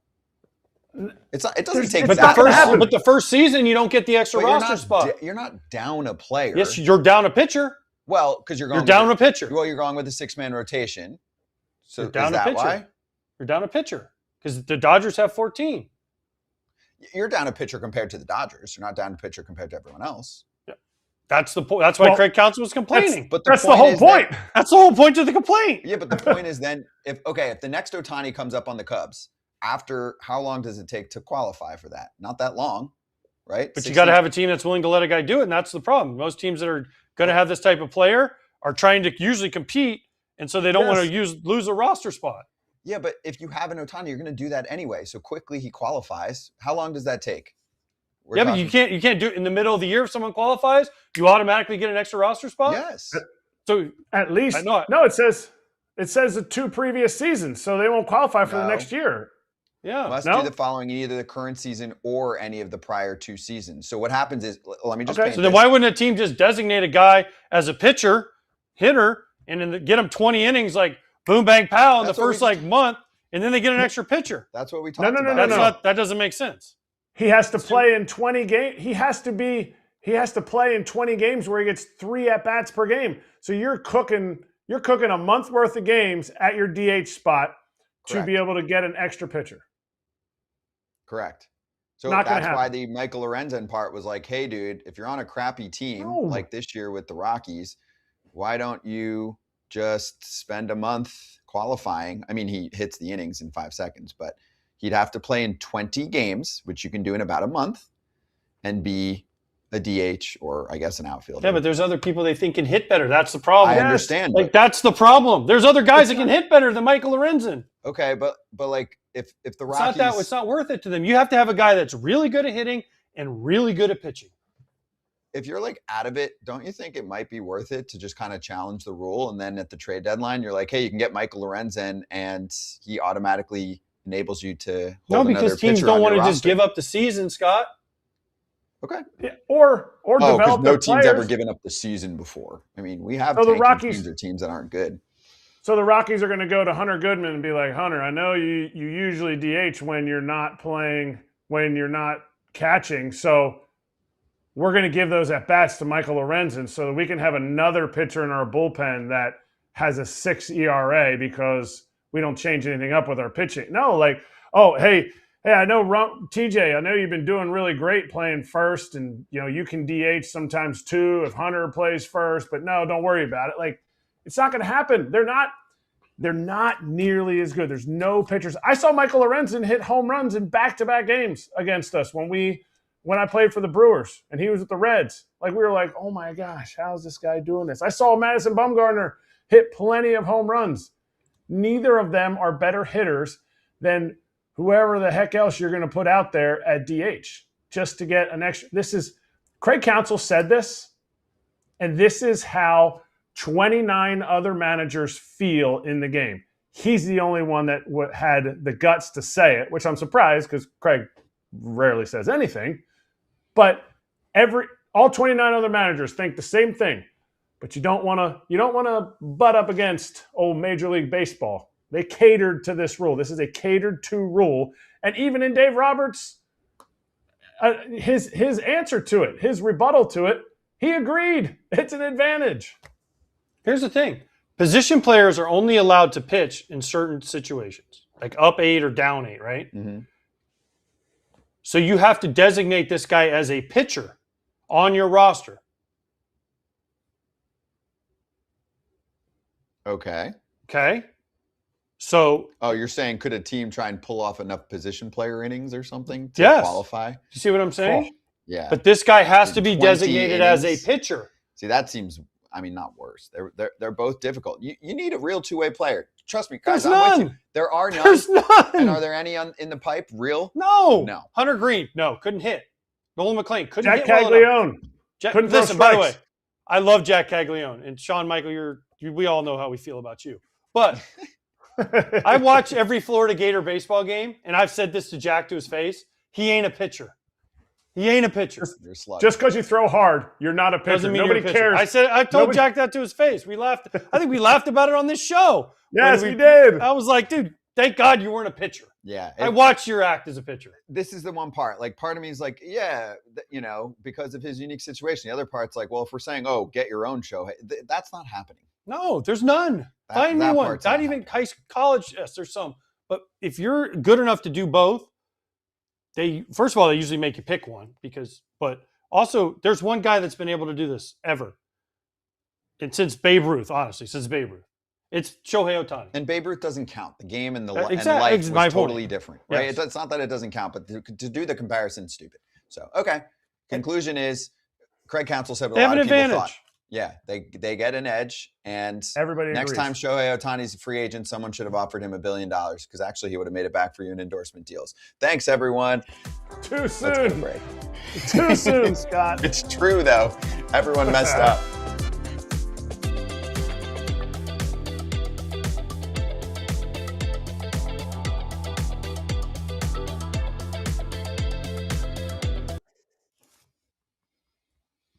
What? AJ Pierzynski spoke at the Baseball and Sabermetrics Club at Indiana University. Was this last night? When did you do this? Last night. Wow. The sweatshirts over there, they sent me too. Did you teach them warp and vorp? Yes, and all that stuff. Weighted runs created plus? No, we did Henry, who was an intern for us in winter meetings Great guy. At Indiana University. University of Indiana. I don't know what IU. So Indiana University. And some other people that were interns for us. Henry asked me if I would do this for him. And it was just talk baseball. It was more question and answer. We got a little into analytics, but not a ton. What did, any really standout questions that you were like, oh? I always go to speak at things now and people immediately ask about lockout, CBA stuff. No, they didn't ask. No. This was a feel-good question and answer, career, teams I played for, certain situations. A lot of these people are from Chicago, so they wanted to know about 2005. It was a good conversation. It was really fun to do. It was about 25, 30 minutes of just a Zoom. They asked a bunch of questions. I gave them answers. It was fun. This is the kind of stuff you enjoy because it's people that hopefully have a future in baseball. And plus, most of them were in class with Trisha Whitaker, and I told them all to fail on purpose and see what she does. Wait. They were asking about the 2005 White Sox? This was a college class or a master's class? This was a adults-only class. This was definitely this is an AARP. They had no idea. They didn't see one single game from that season. They were all way there might have been one, maybe. There might have been one. If they're 20, they were 0. That's what I'm saying. There might have been one or two. Yeah. I don't know. Right. I didn't ask for IDs when I got on the Zoomer. They had no idea. Half the class had no idea who AJ Pierzynski was. They thought the White Sox were coming in, and they thought Michael Jordan was coming. That was the only person that they thought was going to be there. No, you know what they said? They were like, were you on that crappy Braves team? That's I think I was 5 for that. Were you the MVP of the Braves? 2015. Actually, no, they would have been 10. That's actually right in the 2015 wheelhouse. Braves MVP. I fell Freddie in love. Freeman was on that team, Kratz. Don't hate. He's going to the Hall of Fame. I should have been there because I was an Indianapolis legend for 2 years. It was Peyton Manning in the winter, me in the summer. So if you're talking about Indianapolis, I know Indiana University isn't in Indianapolis, but it's like I should have been the one. And like you should have trolled them. You should have worn like a Hurricane sweatshirt or something like that, not a UAB sweatshirt. That doesn't even. No, that wasn't a UAB sweatshirt. That was their club sweatshirt they sent me. Oh, it looked like UAB's colors. No, it was the club sweatshirt they sent me. That's good.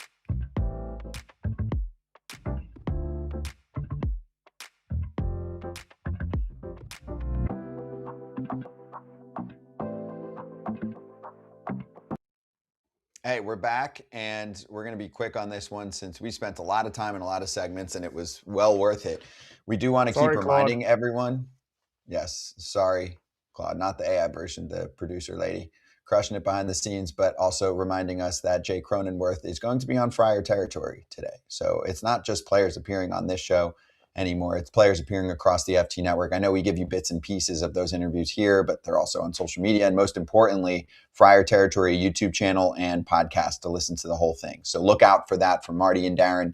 They'll be talking to Jake Cronenworth. Crone Zone, baby. Crone Zone on Friar. Coming soon. We'll be right back for Slap.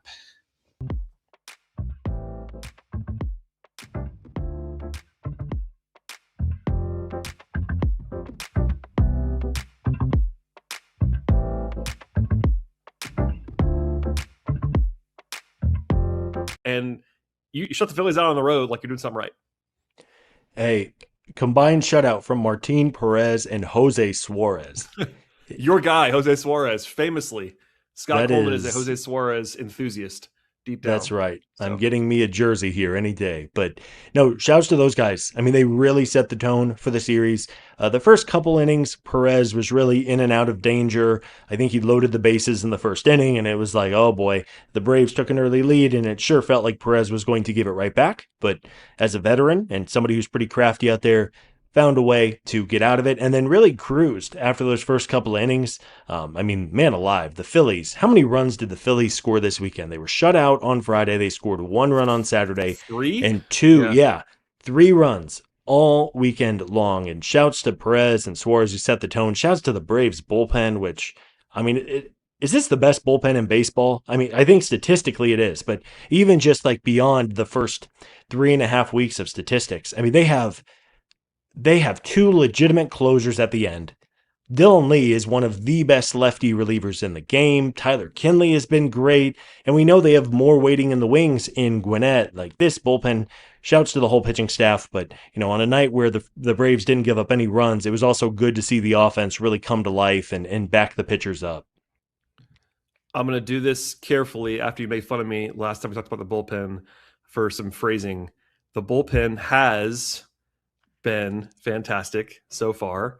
They have the second best ERA in all of baseball, number 1 in WHIP, number 1 in walks, all these numbers across the board. And you're right. It's a crazy, almost luxury that you have 3 guys at the end of your bullpen. And I do mean Dylan Lee is part of that. Full stop, part of that. Dylan Lee is a fantastic reliever. And if you can just shorten the game, I mean, we'll talk about it when we get to Sunday's game. If you know the whole theory of shortening the game to basically 6 innings is that you could turn it over to your big 3 at the end and close things out. And that happened again today. So yeah, huge shout outs to everybody involved there.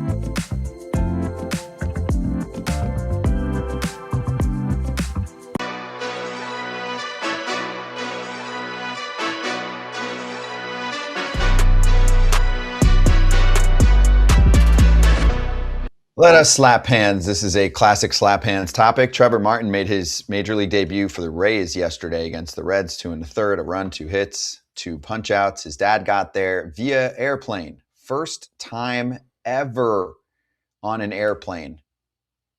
Think he has TSA pre-check? I don't think he even knows what that means.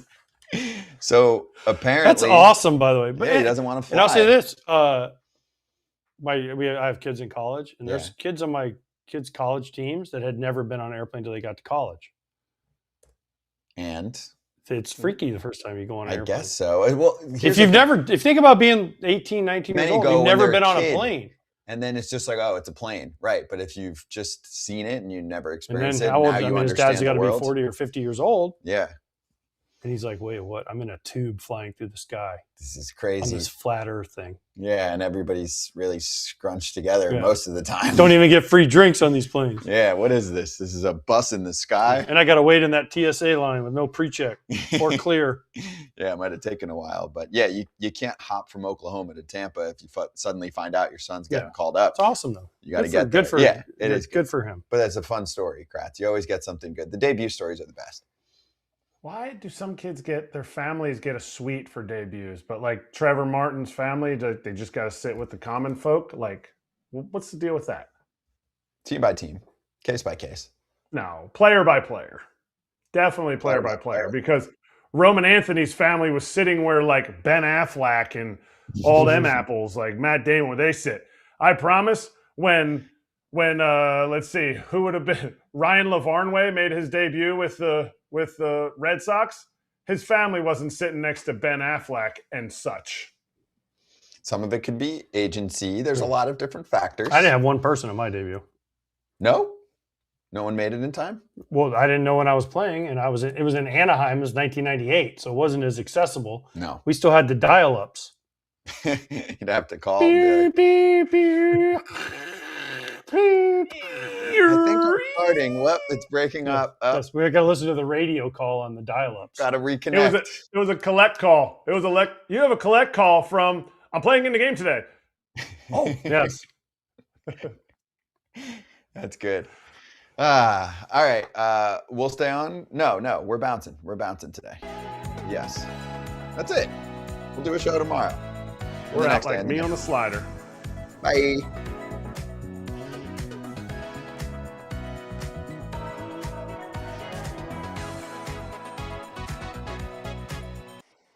Just kidding. We're back. If you left, you're a sucker. 3 minutes to go. Hot sheet coming up. Bonus material. Yes, bonus material. I usually try and remind everyone to stick around for a few minutes and get some bonus content, but everybody left. No, luckily we still have 459 live in the chat here, so we've still got some stragglers. Hot sheet is coming up. Nobody's listening to you, Scott. Nobody's listening to you. What do you mean nobody? Oh, right. They're like, he doesn't know the order. He's deep in his conversation. He's definitely not looking over at one of his 90 screens on the table. So hot sheet is coming up at hot sheet's coming up. What about it? What do you mean, what about it? I'm not hosting. And I'm talk about prospects. Oh. Were you talking to me? Because I wasn't listening. No, we weren't. Okay. Kratz was making fun of me, actually. I was good because I wasn't. I heard Kratz say no one's listening, and I was one of them. So AJ said today he was only clocked for 57. Well, no, I'm good for about a minute. I'm good for about another 90 seconds. Okay, so then the quarter runs out. Give me your best 90 seconds on anything.